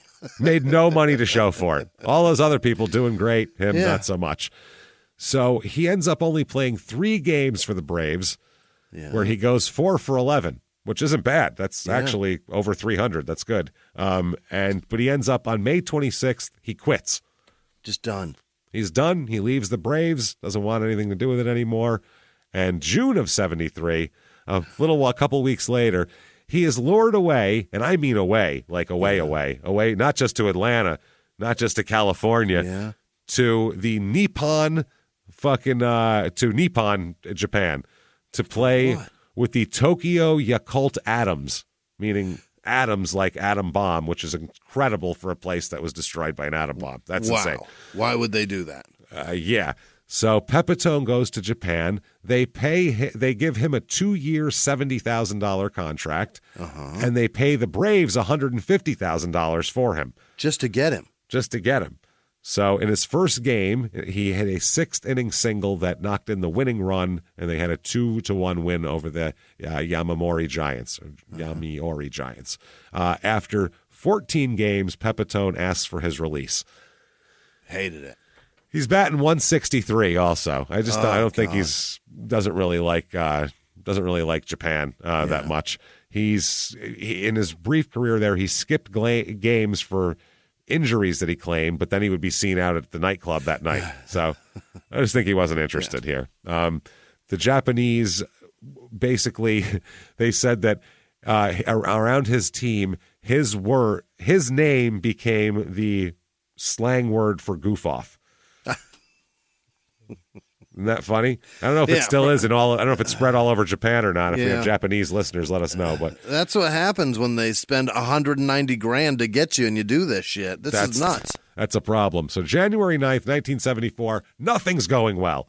No. Couldn't be going worse. What are you going to do, Jimmy? Let's find out. You got to break a crime and sports rule. He's getting married. Let's That'll fix it all. Who's he going to marry? That'll fix it all. This chick. Here's a picture of them together in the newspaper. Okay. There he Who is. she? There's her. I don't know. Some lady. No, it's Some gal? former Playboy Club bunny Stephanie Shipley. I wonder if that's the gal from the club that night. Maybe. You never know. Did he fight over her years We don't ago? know. They get married in Chicago, and that's that. May 21st, 1974, Pepitone's, there's a big article here that says Joe Pepitone's tail is denied in Japan. So, they said an official of the Tokyo Yakult Adams Baseball Club flushed with anger Tuesday when told that ex-major leaguer Joe Pepitone had accused the club of forcing him to play despite an ankle injury when he was in Japan. Yeah. The team said, this man said, "Don't remind us of that guy. His story is not even worth a comment." Scumbag. Ruined our lives. This guy said that Pepitone disappeared after playing 14 games. He said he was released after he failed to join the workouts of the clubs in spring training.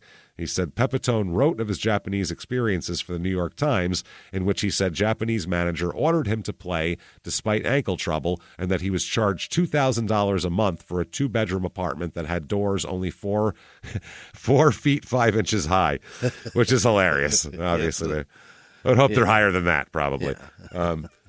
The general manager said, everybody in Japan knows it's a flat lie. His apartment doors were 6 feet high as are most of the other Japanese apartments. Holy shit. 6 feet? That's all you get? So many concussions. Oh my God. I'd have fucking CTE in 6 months if I lived there.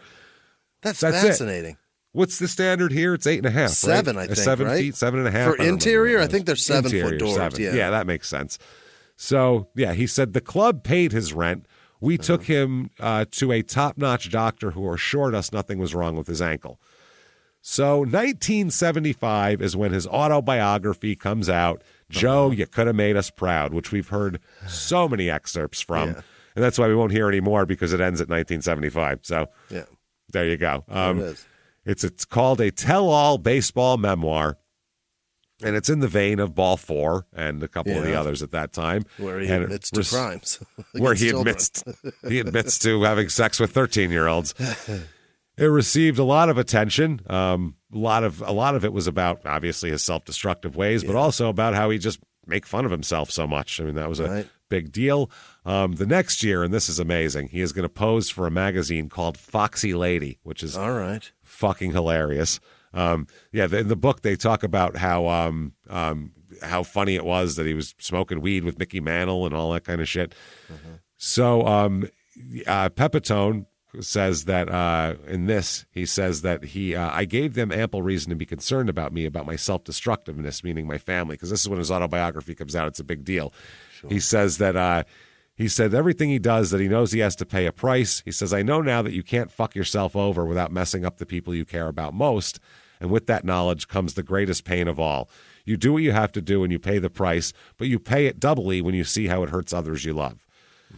So his Foxy Lady centerfold comes out, by the way. Boy, and here's Foxy the magazine. Lady. Yeah. Foxy Lady. And it's dudes? Entertainment for women. Yeah, it's chick Playboy, except with full frontal. Oh, just wow. cocks dangling. Dick everywhere. Yeah. Yep. And the articles in it, too. Here's the articles from the front cover. IUD, a woman's compromise for pleasure. Male ego exposed, Florence King. First Women's Bank. That's another story. Joe Pepitone, bigger than ever, centerfold in interview. That's what you want when you have your cock out in a magazine. Yeah. You want it to say, Joe Pepitone, bigger than ever. That's on the cover. Perfect. Enter at your own risk, male locker room, and subordinate housewives. Those are the 6 articles that they have. Subordinate housewives. Here are some choice cuts from Oh, boy. Oh, spread. Wow, Joe. Look, he has got the hairiest chest ever. He's proud of himself, huh? There's his gunshot wound scar there. There it is, yeah. And that's his cock. It's cut off on here, but his cock is dangling. There he is. He's one's standing hilarious. there. Oh, he's sitting on a couch. Yeah. Oh, yeah. He's laid out on a couch with his hands behind his head, big smile, like, look at my penis, which is very funny. Yeah. Mm-hmm. That is hilarious. By the way, we'll tell you where you can find an issue of that magazine. So, 1975, Here's an article from the Daily News. It says, 2 weeks ago, Joe Pepitone walked into a Chicago apartment, turned on the television set, and there he was watching all the familiar figures he'd known so well. There was Moose Skowron and Elston Howard and Dick Hauser playing baseball. So then Joe Pepitone heard Harry Carey, the announcer for the White Sox, say, Joe Pepitone was supposed to be here, folks, but nobody has heard from him. What? It's an old-timers game. And he was supposed to play, and he didn't know. So Joe said, they didn't hear from me because nobody ever contacted me directly about being there. I never knew I was invited. What the hell? He said, I jumped clubs in Houston, Chicago, and Tokyo. They'll just think I jumped an old-timers game now. And that's what people think. And he was like, what the fuck, man? This is ridiculous. They say that Joe Pepitone, it's because he never cared that when you mention his name around major league ballparks, people will shake their heads, shrug their shoulders, and say, he could have been something special. He could have been one of the great ones. Could have made us proud, Joe. Yeah, could have made us proud. That's why he said that. Yeah. Pepitone, though, he said, I think I was something special. He said, I had over 200 home runs. How many guys did that? Which is true. That's a good point, yeah. He's all-star games. He's got gold gloves. I mean, he's got World Series. What the fuck? He said they say the official count is 219 homers and 721 RBI. Not bad for a guy who played with no sleep and with the constant fear for the next person he shook hands with could be a process server or a bill collector. Joe Pepitone had a pretty good, very flamboyant career. He earned a lot of money playing baseball. Not really. No. He earned almost as much as he spent, they said. Yeah.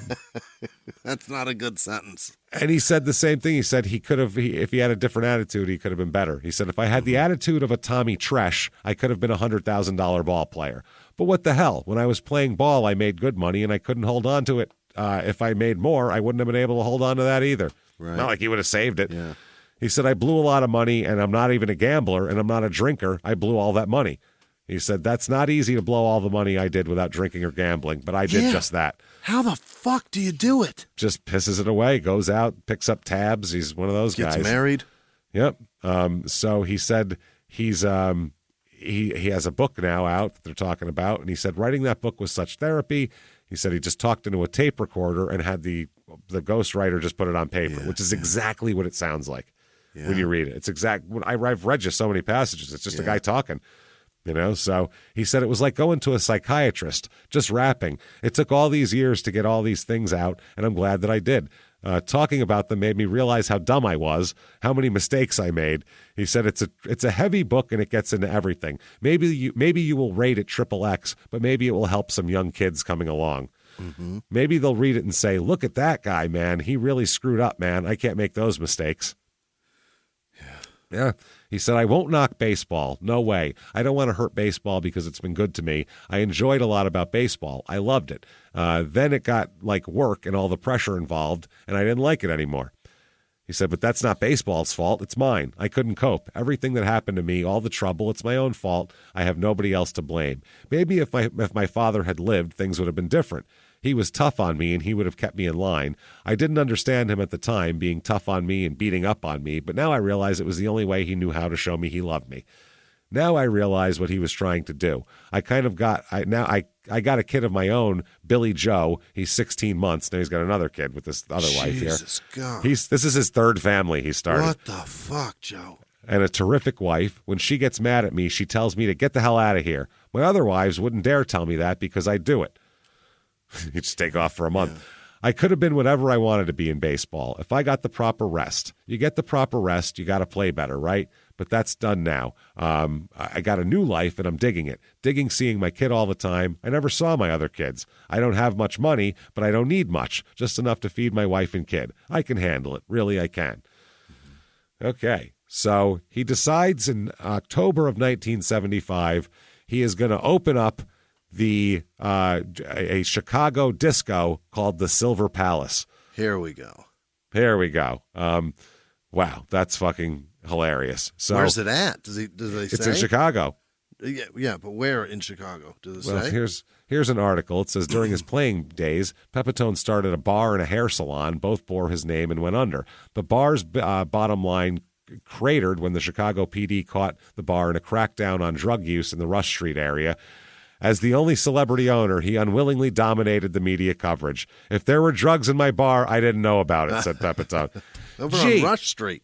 There was a fucking drugs in a disco in 1976. On Rush Street On in Rush Chicago. Street. What disco? You should, fucking Studio 54, their fucking heads would have melted. Are you kidding me? Oh, my God. What disco didn't have tons of drugs at that time? You couldn't help that as an owner. That's insane. It's not his fault. Fucking ridiculous. So he returns to professional baseball in 76. Where? In Hawaii, where everybody goes to play professional baseball. He played 13 games. That's about his limit, 13, 14 games. Till he knows. A couple weeks. Yeah. For the Hawaii Islanders, who was in the AAA Pacific Coast League, he had 12 hits, scored 5 runs, and hit .222. Okay. 1978 to 1980, the American Professional Slow Pitch Baseball League here, softball league. Beer league. Beer league. It was the first of several of these leagues formed during the 70s and 80s. It built, they were trying to get old guys and come and pay to watch them. Pepitone joined the Trenton Statesmen, I assume Trenton, New Jersey, and put up respectable numbers. He fucking better at softball. It's slow pitch. It may as well be T-ball. I think it's against guys who played, though, but still. All right, but it's still slow pitch. He hit .489 with 14 homers and 61 RBI, and that's not even impressive, I don't think, for softball. No, why didn't really. he hit 1,000? And then in 79, he hit .410 with 9 homers and 30 RBI. The Detroit Caesars, I assume Little Caesars ownership probably, because that's Detroit. That's owned from Detroit. Yeah. So was offered $30,000 to this. They offered the Statesman $30,000 to buy Pepitone's contract, and they rejected it. Yeah. They said, no, we're keeping him. This is our guy. Then the Trenton franchise disbanded in 1969, and he became the team president and first baseman for Chicago Nationwide Advertising of the North American Softball League, a different league. Lord. During 1980. He was suspended at one point for 6 games. How? You can drink beer while you're playing. What could you get suspended for? What the fuck? Conduct detrimental to professional softball. What? Could possibly? What, did he play basketball instead? Yeah. Like what? That's ridiculous. I don't know. What did he throw a football instead of a softball at the guy? It's ridiculous. Is he rolling it? Then he was out for the season in August with a thigh injury. October 1980, Pepitone is hired as a minor league hitting coach for the New York Yankees.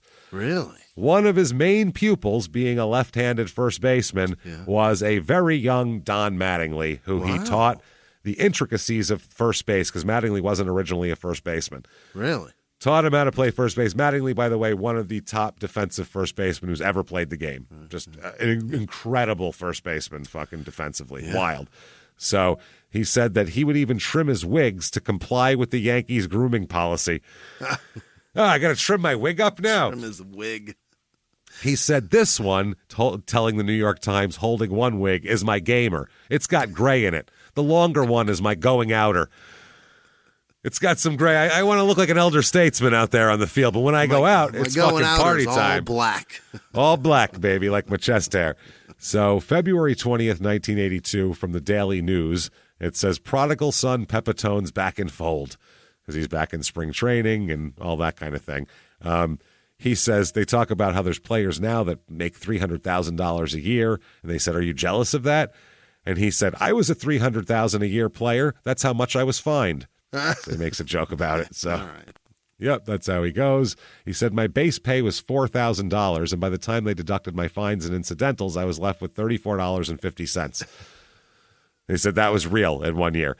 Really? He said, there's no telling what I could have done if I had the desire and determination of Tommy Tresh. He says that again. So he keeps, Tom Tresh apparently really did that. Yeah. So Pepitone, he says, I came home one day, meaning recently, and my wife said, Joe, all you talk about is baseball. All you think about is baseball. Why don't you try to get a job in baseball? I said, who's going to give me a job? Nobody will hire me with my reputation. She said, I've written this letter to George Steinbrenner. Send it to him. What have you got to lose? And it said that, explained that he'd straightened out all his financial problems, has paid his debts, and he got his act together, and he would like to be considered for a job in baseball. And Pepitone added his own touch. P.S. I'll cut my hair as short as you want. So 3 days later, he got a call. Actually, Steinbrenner got his letter and said there's several jobs opening for you here. How about minor league hitting instructor? And he said, that's what I know how to do best. I'd love to do that. So he said, getting back was a blessing. I love it. I owe it all to George Steinbrenner. How about that? Steinbrenner said, I've never regretted hiring him one bit. The kids love working with him, and Joe conducted himself perfectly. If I call him and ask him to go somewhere, he says, I'll be there. That's the kind of loyalty I want. He's a free spirit, but there's nothing wrong with a free spirit. I don't have a single worry about Joe Pepitone. I see him going up, up, up in this organization. That didn't happen, but still. Yeah, he says, see what you guys did to me? At one point, he stepped out of the shower, and he's got his rug off. No hat. And he says to the guy, see what you did to me? He said, 1 year with you and I lost all my hair. Okay. Yeah. So June of 1982, he says the majors are ready for him. Yeah. He said, How now so? I could have played. He said, well, now I could have played. Back then I wasn't. He said, now I could. All the stuff that I did then would fuck all the guys do now. It's no big deal. That old blow dryer in the locker room and shit like that. All the balls that were broken on me wouldn't be broken now. August of 82, Yankees say Pepitone is no longer a coach. He was being moved to the front office with duties yet to be determined. And then they let him go. So, He's moving to the front office to sit in a corner until we tell him to go home. To go home and fucking, we're not going to pay you anymore. That's Don't show up here anymore. They said once again Pepitone hadn't been showing up again. What? And the word was that he was using drugs, and that was the problem. So can't stop using drugs, and we'll find out a bit more about this. February 20th, 1983. By the way, here is an ad. Here's what he looks like now with his nice rug. Okay. Wow, he looks better. Yeah, he is shilling for the Adam and Eve Hair Replacement Center in Scarsdale, New York. And you mail in this Adam and Eve. You mail in this coupon with his picture on it, and you get a free brochure.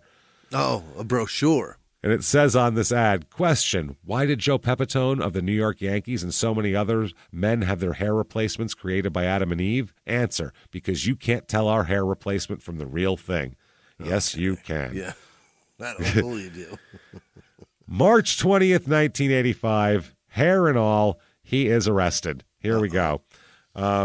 He is 44, and he is facing quite a prison sentence as he and two other men are charged in Brooklyn with felony possession of cocaine. Okay. Also, there's weapons charges that they're charging him with. So to have felony possession of cocaine and a weapon at that point carries a maximum 25 to life sentence upon. Holy. Yeah, they were fucking insane back then with these fucking sentences. So according to a complaint filed in criminal court, he and his co-defendants had more than 4 ounces of cocaine. Yeah, they had a QP. That's a lot. That's a lot. As well as a supply of heroin and illegal pills. Okay, so is he dealing now? Fuck yeah. You got a quarter pound of cocaine, a bunch of heroin and pills? Yeah, that's you're selling. Why is he doing that? Money? He doesn't have a job. Yeah. He got fired from the Yankees here. He was pulled over at 10:30 p.m. on a Monday. And in Brownsville, I think Brooklyn. Yeah. They were riding in a 1982 Buick Riviera, which ran a red light at Rockaway Ave and Newport Street. Why would they do that? The complaint states that the police confiscated in excess of 4 ounces of cocaine, 344 Quaalude pills. Uh-oh. Holy shit. 1 bag of heroin, a .22 caliber Derringer, 1 butane burner, 1 sifter, 1 plastic screen, several glassine envelopes, and 1 bottle containing inositol, which is a cutting agent for coke at the time. They are in so much trouble. All that and a gun? Trouble. And a gun. All this is their whole operation. This is like when they busted into Henry Hill's girlfriend's apartment in Goodfellas. Like, holy shit. You are in so much trouble. You making a cake, fellas? Yeah. I mean, it's one of those. So before they said that Pepitone was the driver, apparently. And Thomas Carbone is also there. Old Tommy Carbone, you know what I mean? Oh boy. And then Robert Oates. Those 3. Yeah. I guess they had purchased the drugs for the purpose of selling them, obviously. Yeah. The officials in Brooklyn's district attorney office indicated that $75,000 bail would be on each of them. Pepitone's lawyer would not discuss the case before he's arraigned. Sure. A woman at Pepitone's home who identified herself as, quote, an aunt, Said Joe's been living here for the past 4 months. The house belongs to Joe Pepitone's mother, adding that Joe Pepitone's family is quite upset about the arrest. We're not happy about it either, all right? Pretty upset. Neighbors said that they didn't realize Pepitone had been staying in his mother's house. One neighbor, who asked not to be identified, said he saw the ex-Yankee hitting softballs for the children on the block on several occasions recently. So he's hitting the kids' balls. They said so. Yeah, he's arrested here. March 21st, 1985. The next day, he denies the charges. Didn't happen. Didn't do it. Yeah. Bullshit. Not me. It's all bullshit. Yep. He said he was only... he wasn't the driver. They said he was only hitching a ride with 2 friends when police stopped their car. Yeah. You don't give anyone a ride when you just picked up your whole drug supply. It's later, Joe. We got places to go. And, it arrested him. His attorney said that he had been seriously considered having Pepitone testify before a grand jury without immunity from prosecution, just to tell his side of the story. They said that he was in the car 15 minutes prior to being stopped by police and had no knowledge of the gun or drugs found in the car. Okay. A spokesperson said for the Brooklyn District Attorney's Office said they weren't going to they were going to present it to the grand jury and see, but they've all been charged with it here. And he is released on bail after his brother, who was named Vincent, as we told you, a city police detective. Remember Vincent, sometimes called Jim, who was a detective. He posted his $15,000 bond. Okay. The other 2 were released on $20,000 bonds after they were arrested. So, fucking idiot. So he's definitely facing a drug charge here. He is, goes to indictment, and that's that. I mean, he's known for being out partying and doing all this shit. And so, I guess Carbone was driving the car, and they said the drugs had a street value of $70,000 back then. Wow. Pepitone says, I just hope to God that everything works out for the best because I'm innocent. And I was in the wrong place at the wrong time, and that's it. It's a lot of drugs. It's a lot of drugs, yeah. So he's facing up to life in prison, which is insane. That's way too much for any of that shit. So he denies the charges, saying through his lawyer, and he said, the other 2 men picked me up, and they said the public's well aware that the grand jury is just an extension, a rubber stamp of the district attorney, and the district attorney's office indicated that they had every intention of indicting Joe Pepitone because he is Joe Pepitone. Okay. But Joe was driving? No, he wasn't driving. Oh, okay. The other guy was driving. He said, we're quite confident he'll be exonerated. Okay. The district attorney said it's unfortunate that a former pro sports figure who was a hero to many now faces such serious charges, which carry a maximum penalty of 25 years to life in prison. Nevertheless, this office must and will prosecute this case with diligence. Jesus Christ. They had diazepam. They called them bootleg Quaaludes, diazepam. It's a Valium. Yeah, exactly. But back then people were looking for Quaaludes. This is close enough. It's, So anyway, in addition to these 6 counts leveled against them here, there's also Carbone was charged with the criminal possession of heroin. I guess he had it in his pocket or something. So they talk about his trial is coming up. He's going to take it all the way to trial, he said. Unbelievable, man. So he, I guess he was... Apparently, Pepitone was carrying cocaine and drug transaction records in a shoulder bag when he was arrested, once it comes out a little bit more. One of the men arrested with him told the grand jury that, too. So the transcript of the grand jury testimony, usually kept secret, was found by a Daily News reporter in a Brooklyn Supreme Court file on Pepitone's case. So both Pepitone's lawyer and the prosecutor said the testimony of co-defendant Robert Oates should have been sealed, and they don't know how it got into the public file. So, by the way, in the end there, they ended up saying it was 10 ounces of cocaine is what they ended up with, not 4. That's the grand jury number. So 4 was just what they said originally, but it was actually 10. $7,000 cash, pills, paraphernalia, and all the other shit, and phone numbers and amounts owed and shit of the whole ledger, the drug ledger. Right. Yeah. You get the shop book that holds everything. During questioning, Oates testified that Pepitone was carrying the coke-filled shoulder bag when he and Carbone picked him up at his Bay Ridge home. He was the one with all the coke. I had the heroin and the pills. He had the coke. He insisted he didn't know what was in the bag until police examined it. here. He said Pepitone maintained he was just a hitchhiker in the car and knew nothing about drugs or guns. Okay. Wow, that is fucking hilarious. They said that his lawyer said that testimony with the grand jury was categorically rejected by the grand jury. Mm-hmm. Oh, my God, that's ridiculous. So this is fucking a lawyer representing Joe on drug charges asked a judge to bar the media from a hearing on his motion and to dismiss charges against Pepitone. Let him out. Just let him out. That's fucking hilarious. By the way, right below that, and this is hilarious, I love Billy Martin, and we're going to do an episode on him, don't worry. Right.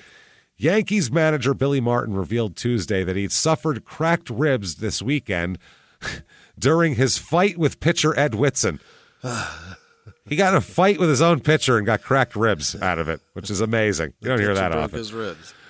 So the judge refuses to dismiss the counts against Pepitone here. They tried for dismissal, and the judge says, go fuck yourself. Everybody's still up for this shit. In refusing to dismiss the charges, the Supreme Court Justice Luigi Morano. Is that right? Can't say he's not getting a fair shake out of Luigi, you know what I mean? Said Pepitone was a well-known public figure. For this court to dismiss this indictment could well indicate to the public that people of high stature are immune to the processes of the law. We can't have that. So August 29th, 1986, it's going to trial. A juror is excused in the Pepitone case here. Okay. So an alternate juror is put in here. I guess Pepitone, this guy was excused after telling the judge an unidentified man accosted her and said, "Don't convict Joe Pepitone." Okay. Who knows who that was? So the court concludes there's no basis to believe anyone connected with this case is involved in this incident, they said, but they didn't want this woman to feel threatened, so they let her get off the jury. She described him as a husky white male in his early 30s with a round, chubby face wearing a black suit. Said grabbed her arm and said, "Don't convict Joe Pepitone." When the woman walked away, the man shouted after her, "Did you hear me?" You know what I said? Yeah, you know what I said. The woman was clearly upset after the incident, and they said, "I must believe we are dealing at this time with a misguided attempt to help Joe Pepitone," is what the judge said.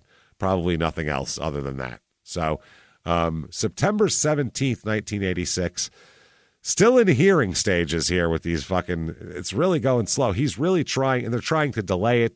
They figure if they can delay it long enough, maybe they can get it dropped or whatever. So, but it keeps getting continued and keeps going here. But he had all the paperwork. That's a hard thing. Yeah, that's a problem. Yeah. Oates' lawyer said that he was not going to say drugs were not found in the car, which his client was driving. Rather, he focused on the bag he said that the police found to be under the driver's seat in yet another search. That bag also contained cocaine. He said they lied. The police officers lied. He suggested the second bag was placed there because there was nothing in the car. It was only in people's pockets and on them. However, Oates in his testimony admitted that the handgun tucked between the front seats belonged to him. He had no license for the gun, which he said he carried for protection. You know, when you got all that coke and heroin, you got to have a gun on you. You know what I mean? People just come and take it otherwise. So Pepitone's lawyer disputed testimony that a New Jersey honorary sheriff's badge with Joe's name on it was found in the brown shoulder bag with the coke and all that shit. Just in case. The police officers testified that the shoulder bag was found on the floor in front of Pepitone. His lawyer said that the bag was actually under the seat, and the bag could only have been placed under the seat from the rear, which is where Carbone was sitting. So, you know, he said the case against Mr. Pepitone is a disgrace. He said this is the best they could do. There we go. So September 18th here, Joe Pepitone, after a very short trial, he is convicted and acquitted of other things, though, as we'll talk about here. He is convicted by a jury on 2 drug charges, but was found not guilty on the 4 most serious charges against him, including one for possession of cocaine that carried a mandatory minimum sentence of 15 years in prison. Oh, boy. Jesus, you think he's the fucking Boston Strangler, for fuck's sake. He had some coke on him. Neither of the convictions, one for possession of Quaaludes, a misdemeanor, and one for possession of drug paraphernalia, a Class D felony, carried a sentence of 7 years in jail. Specifies a mandatory sentence, so there's no mandatory minimums here. Pepitone's lawyer said he believed that Pepitone had a good shot at getting probation instead. So Pepitone was standing. The jury read the verdict, and they said, not guilty, not guilty. He was very happy about all of that kind of shit. When he emerged from the courtroom, he said, I'm going home, and hugged his mother. And he said, too much. I'm back. He's fine. He's good. He said, in a question about his ordeal, Pepitone said it was the toughest thing ever, tougher than Koufax. Yeah. So May 17th, 1988 here, they send him to prison. You, sir, may fuck off 6 months in jail. Okay. Which is better than life here. Yeah. He said, I'm going to do it and get it over with. He said he's been speaking at luncheons and baseball card shows, and that all dried up following his conviction. So he's got to get this over with so he can get right back on the better path here. And the judge said, he's going to Rikers, by the way. He's going to do 6 months in Rikers, which is a fucking horrible sentence. I needed to do. His lawyer said you can't send him to Rikers. He said he's got to be in protective custody if you do. He said a certain element might want to get Joe Pepitone. What does that mean? He said, Joe Pep is Joe Pep. No matter how big you are, there's always somebody bigger, he said. I don't know. I guess somebody want to make a name for themselves by knocking the wig off his head. Okay. Vincent Pepitone, his brother, the cop, said, Joe will do all right. Joe's a tough guy. Joe Jr. took it very hard, though. He said no one wants their father to go to jail. And he said Pepitone had no criminal record and didn't deserve such a harsh sentence, his lawyer said. The judge made an example of him because he was Joe Pepitone of the New York Yankees. He should be at home with his family right now. Bastards. So that's what he says. It's a bunch of coke you had in your bag here. It's June 16th, 88. He said, I've been playing a lot of racquetball. I hit a few balls out of the yard. I tell the guards I'd go get them, but they'll never let me. I'll go get it. You got a key? I'll run around. Yeah, do it. 988-3313 is his prisoner number here. George Steinbrenner rehires him in 1988 as part of a work release program. Really? And hires him in minor league development for that. Hilarious. Yeah. He does that with everybody. Did it with Strawberry when he had tax problems. There's an article that says the halfway house that Ruth built, which is fucking hilarious.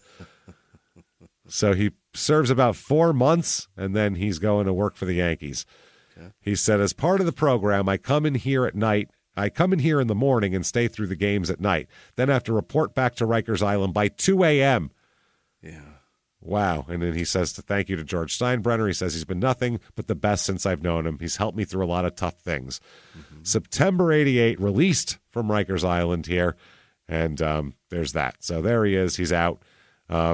February 25th, 1989, there's a men's amateur baseball league planning to play here, and it's one of them is managed by Joe Pepitone, one of the teams in Florida. He said, we really need outfielders in an article. Uh-huh. Registration costs $50, so you have to pay to play. Yeah. A tryout session scheduled. He said, we have about 15 or 16 guys, but we're looking for another 9 or 10. So, yeah. Now, 1992, here's a quite the headline. Fan insult sparks fight with Pepitone.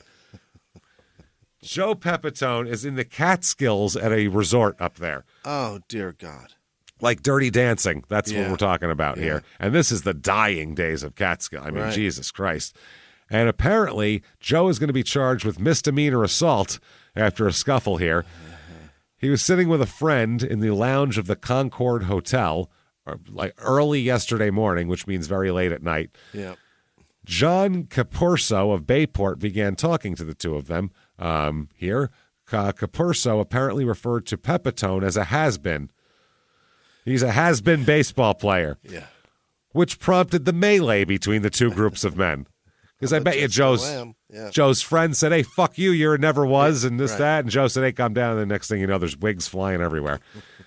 So he was arraigned, and he is sent and released post on $75 bail. So no matter what, his name is always synonymous with fuckery. You know what I mean? Yeah.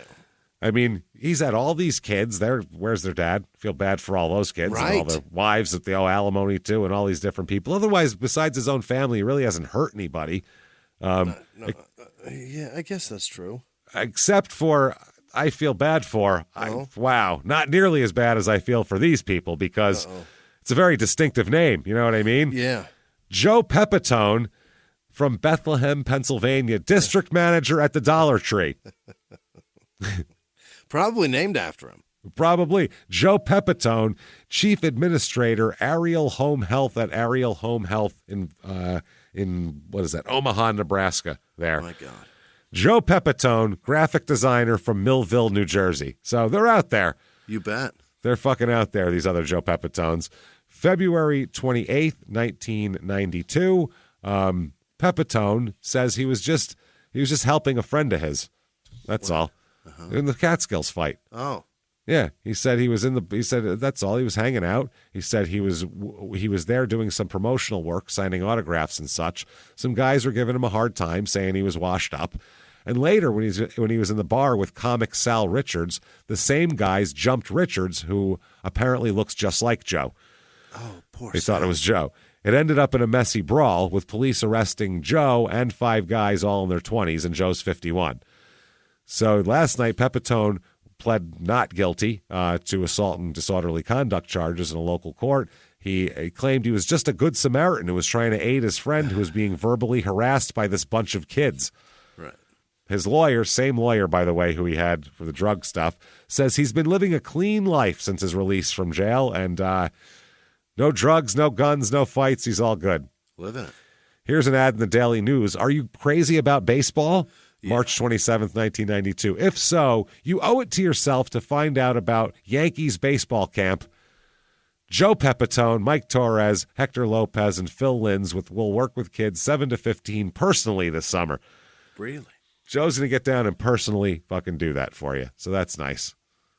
Very, very fucking nice.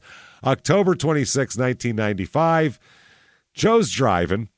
And, he's going to be, he's driving. Later on, he's going to be released from a Queens hospital where he's treated for minor injuries suffered in a drunk driving accident. Oh, Joe. He is arrested and charged with driving while intoxicated after losing control of his car at 4:30 in the morning. Oh, no. In the Midtown Tunnel, by the way. What? In New York. Yeah. Fucking A. He what are got you doing, ham-jiggled Joe? the night before and... Shit, that night. Bars close at 4. Probably just left, yeah. In the that's city. right, So, he just left. He's probably driving back to his house out of the city. So, that is wild. Pepitone was given a desk appearance ticket ordering him to appear in court.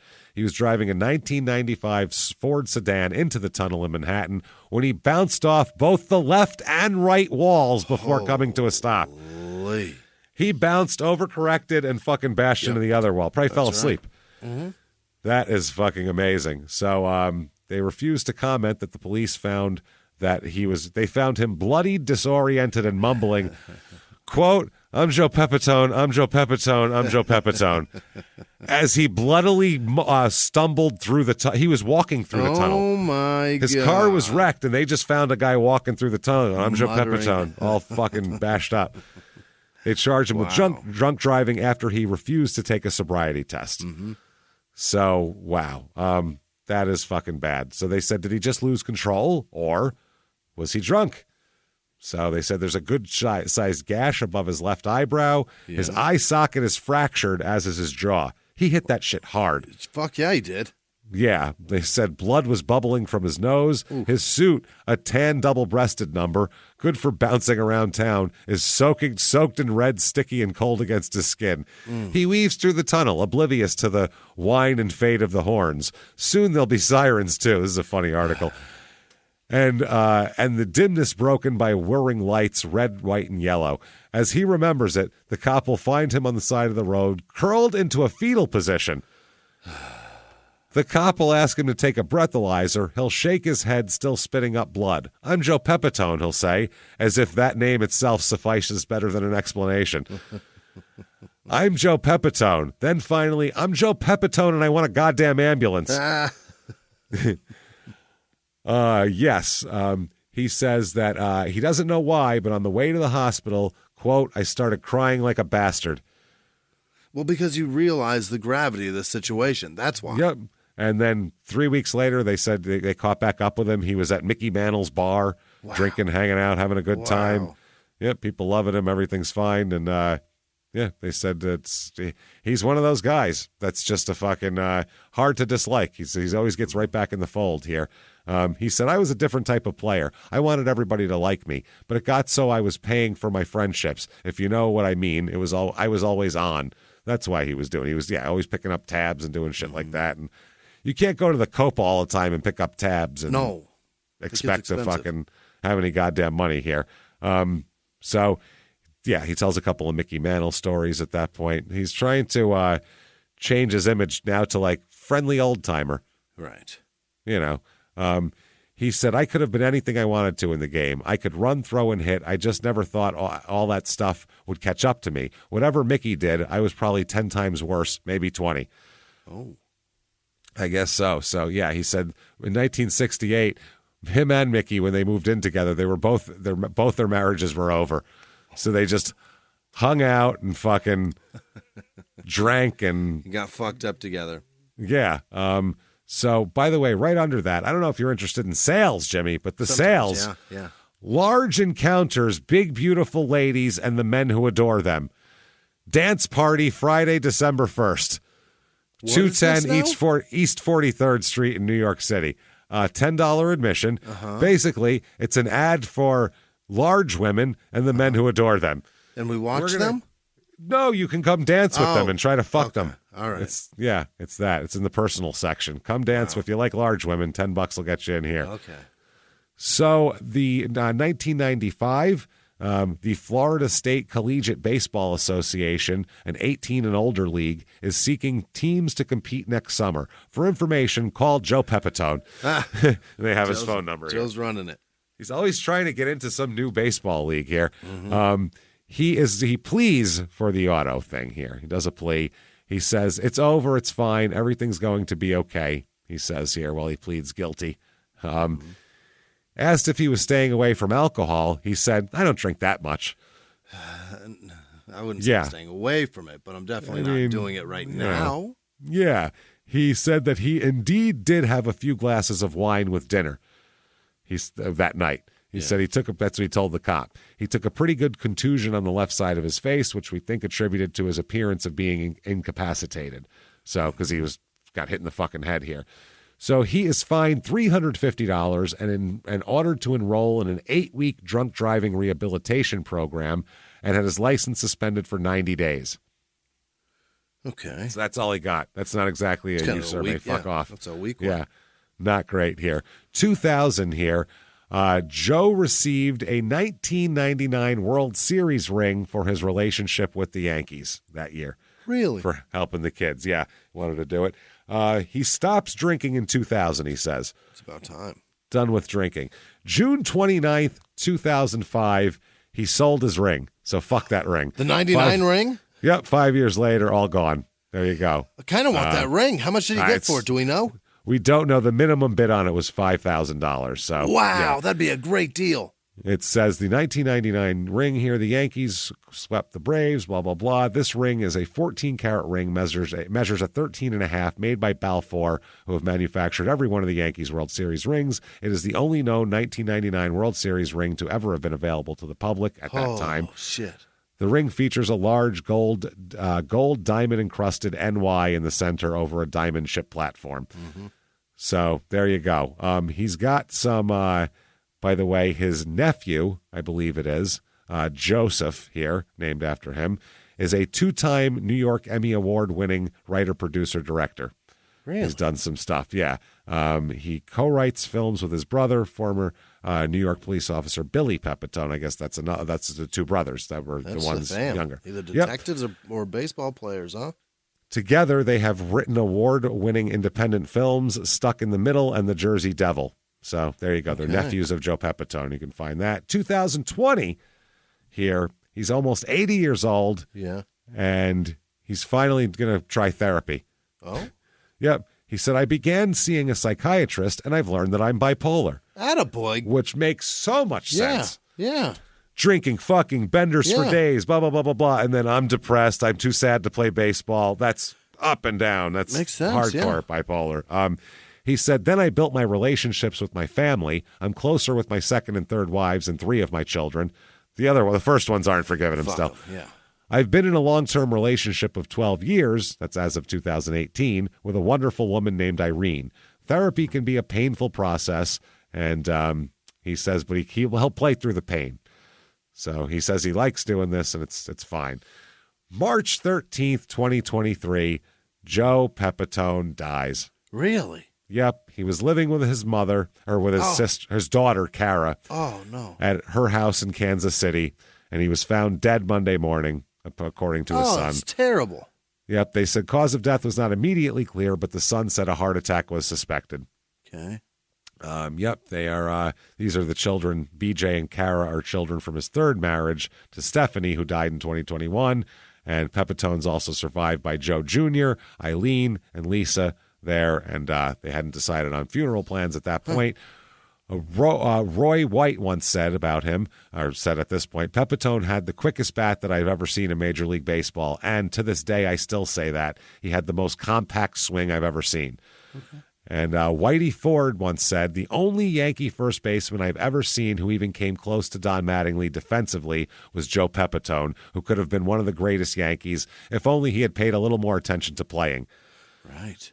And Pepitone said, no matter what I did off the field, I gave 100% on the field. That included backing up my teammates during brawls. If there was trouble, I went directly to the middle of it. The fans noticed that. Yeah, we care. They like that. Yeah. Mm-hmm. Can't get enough Joe Pepitone. I love him, kind of. I fucking love Joe Pepitone. Yeah, he's great. So here is, you can get a autographed baseball here, $35, which is not fucking bad at all. That's great. I'm buying that. That's tremendous.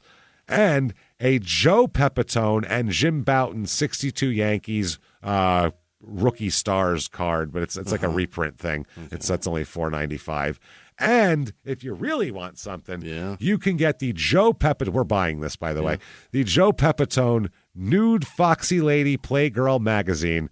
Or it's the Foxy Lady magazine. That's how they describe it in the listing here. From June of 1975, January of 75. And you can get that. No, it's not. $49.95 for that. Wow. We're buying that. Here's one of the pictures, too. We need this. Oh, Joe. He's standing in front of the mirror with a hairbrush and his hair all coiffed and his big mustache and his fucking medallion in his chest hair. God. And you can see his dick is just an inch out of frame. Just right there. But that's just if you got the magazine, you can see his whole cock. You can see the dick, yeah. If you really can't get enough of Joe Pepitone, that's what to buy. And I think we need to buy that and have that, because that's fucking hilarious. So there you go, everybody. That is Joe Pepitone, all 3 parts of the Pep Man. And he's an adventurer. He's a wild guy. Every once in a while, we kind of have to do these people who have that much of a wild style life that's just like, holy fuck, what happened? I kind of want his ring. I would love to have his ring, but that at this point is probably $100,000, if not. Those are expensive. You think so? Yeah, 99 Yankees World Series ring. Maybe Fuck yeah. so, huh? It's going to be expensive. And Joe Pepitone's, you could probably get some other coaches for cheaper, but Joe Pepitone's will be more expensive because he's Joe Pepitone. Yeah, you have to compete with all the guineas that are going to go, get Joe Pepitone's ring. That's a cool fucking ring. Homa Bush can suck my dick. I want Joe Pepitone. You know what I mean? Somebody paid $5,000 for it. No, they paid more. That was the minimum bid that you could bid. So that's where the bidding started, was at $5,000. Right. So there you go. Okay, got it. If you like crime and sports, tell everyone you know about it. Tell your friends. Definitely give us a review on whatever app you're listening on. Christ, we can't tell you how much it helps, but it really does help drive us up the charts. Yeah. So thank you for all that you do for us. If you want to do more, you can do more. Head to shutupandgivememurder.com. That's where you get all your merchandise, all your tickets for live shows. Small Town Murder, we will be in Durham on May 31st. Right. Get your tickets for that. The next night in Nashville sold out. So go to Durham and see us there. Have fun with that. You certainly want Patreon. Patreon.com/crimeinsports is where you get all the bonus material. And we got a ton of it, man. I'll tell you, anybody $5 a month or above, you get it all. You get hundreds of back episodes, new episodes every other week, one Crime and Sports, one Small Town Murder. This week, what you're going to get for Crime and Sports, we're going back to it, baby. I love it. A couple times a year. Theme park disasters. Fantastic. Luckily, theme parks are so unsafe that we could do these till the end of time and still find more. Then for Small Town Murder, we are going to do a fun one. some of the craziest, we're going to talk about the craziest methods of execution in history. Great. What are the ways that crazy people thought of to dispatch with other people they felt were needed to be dispatched of? So that'll be a lot of fun. That is patreon.com/crimeinsports is where you get all of that. So find that and more. You also are going to get a shout out in a moment here. We'll get to that. Follow us on social media. We're at Crime and Sports, so do that. Listen to our other two shows. We are Small Town Murder. If you haven't listened to Small Town Murder, I don't know what you're doing. And then listen to Your Stupid Opinions. I don't know what could be keeping anyone from listening to it. It will be the funniest hour that you will find in podcasting. So get your ass in there and listen to that. That said, let's get the names of the people who have got their asses in here and have listened to all of our bonus stuff, and just some wonderful fucking people who have been terrific and supported the show. Jimmie, please, if you would, hit me with the names of these people who would never put talcum powder in our blow dryers. Hit me with them right now. This week's executive producers are Vicky Shell, Jordan Bennett, Gary Howard, and Dan and Julie Slamma. Happy birthday. No, anniversary. Yeah, Happy it's birthday. their anniversary. And Congratulations, thank you, you sons of everything. Thank you. I'm thank happy you. Thank for you. Jordan, Gary, all those people. We Other appreciate producers this week are Corporal Carl Kirshner. He's back. It's been so long. We missed you. Douglas C. Niedermeyer the Fourth, Sergeant at Arms, right? Is that what he was? Yes. Yeah. I believe so. Kent Flounder Dorfman, Peyton Meadows, Janice Hill, Michelle Hike, Jess Cease, Magda Reeder, Paul Porcaro. Don Severson, Sarah Clary, Casey Heckard, James Lackey, Sky Hackler, Paige Dory or Door. She got two patrons, I imagine, for somebody else. Thank you so much, Paige. That was nice. Bailey McKee, Joseph Reese, Christina Miller, Leah Folly, Autumn what? Martinez, Timothy Mather, Mr. Patrick 1207, Son Devilish, Tony Davidson, Lindsay Bergier, Mark Morningstar, Eric Ica, what the fuck? Ica Peeny? Is that a thing? Icapini. Yeah, it's a pasta, right? Mel with no last name. Kristen Grossenbacher, Abby Martin, Pamela Tanner Lagerbaugh, Tracy Lee Hunt, Michelle Dyer, Pugnacious Pugilist. All right. Melinda Layton, John Penrod Jr., Ali Perez, Isabel Michelini, Ginny Newton, Lisa Ann Pierce, Disc Golfing Goon, 97, because there's 96 others. He's the 97. Henrik with no last name, Justin Glover, KJA, Alexandra Whalen, Alexander Whalen, Tanya Palermo, Jocelyn Morrow, Chris Santucci. There's a lot of fucking Gins this week. Love that. Amanda Todd. I love it. Thomas Meisenbach, Susan Kaufman, that's Tammy Dickinson, Dukes Lupus. I don't know. Yamal Shamley. Yam Shamali. Shamal. I don't know. Maddie Brostrom. Taryn Rachinsky. Christina Red, Michael Hapner, Brandon Zibke. Barb with no last name. Caleb Phillips, Shannon with no last name. H. Solis, Jack Snacks, Isabel Martinez, Tracy Hempel, Amy Berry, Lachelle Walters, Harley Edwards, Christina Smith, Nicole Feigl, Brett Beatty, Roostin, Duncan, Zachary Shantz, Jonathan Hones, Matt, oh boy, that's a fucking rough one this week, Matt Goulet, Mara Rice, Dalton Wall, Julie with no last name, Lisa DeBruin, Kim Biscan, Rita with no last name, Justine Zumwalt, Katie Kirby, Nick Ola, TJ Hughes, Topher Watkins, Denali with no last name, Watson. God damn it. Monica Yeaton, Jay Gonzalez, Tyler Gottfried, Jim Scruggs, Janessa Massey, Josh Jordan, Elizabeth Garofalo, Maddie Townsend, X-Daddy 316, Ash Kaib Kalb. Fucking Jesus. Nazarichuk, Michael Ireland II, Dominic Rodriguez, Catherine Clark, That's Your Dildo, Damian Lidcote, Brandon Bentliff, Rachel Stott, okay, Schlappia with no last name, just somebody named Schlappia, Christopher Zimmerman, Jane with no last name, Allison Firefile,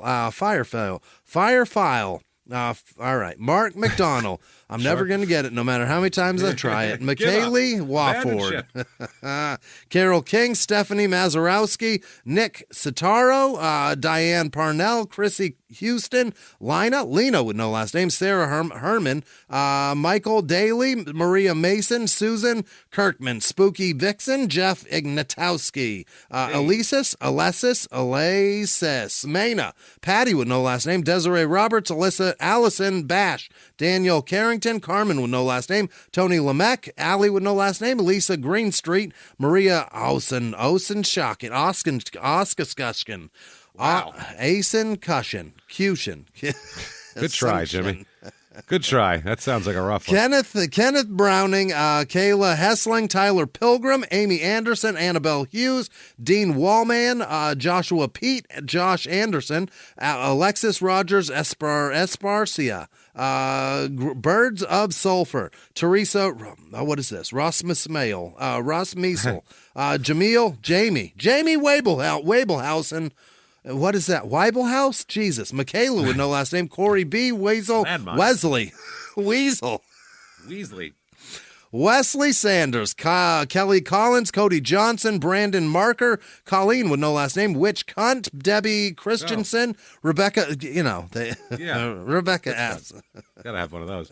Mariah Gregory, Rachel Sanders, Tammy Clementi, Holly Hott, Stephanie Stansel, Polly Delucia, Lauren with no last name, Bernie with no last name, Laura with no last name, My Blue Dolly, Michelle S, Melanie Dendas, Connie, Con Shonery. That's fun. Alex Guide, Tanya Chaffins, Katie Louise, Jamie Schneckloth, Amy Nesbitt Wright, Alex Solar,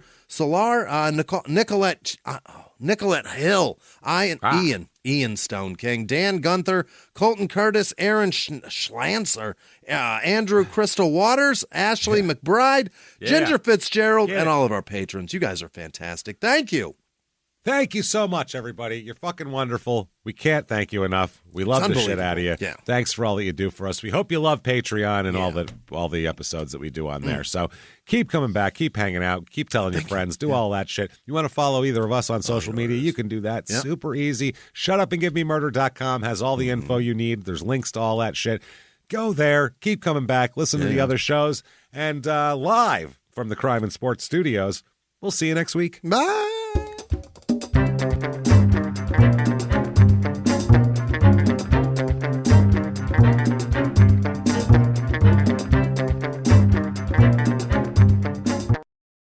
If you like crime and sports, you can listen early and ad-free now by joining Wondery Plus in the Wondery app or on Apple Podcasts. Prime members can listen early and ad-free on Amazon Music. Before you go, tell us about yourself by filling out a short survey at Wondery.com/survey.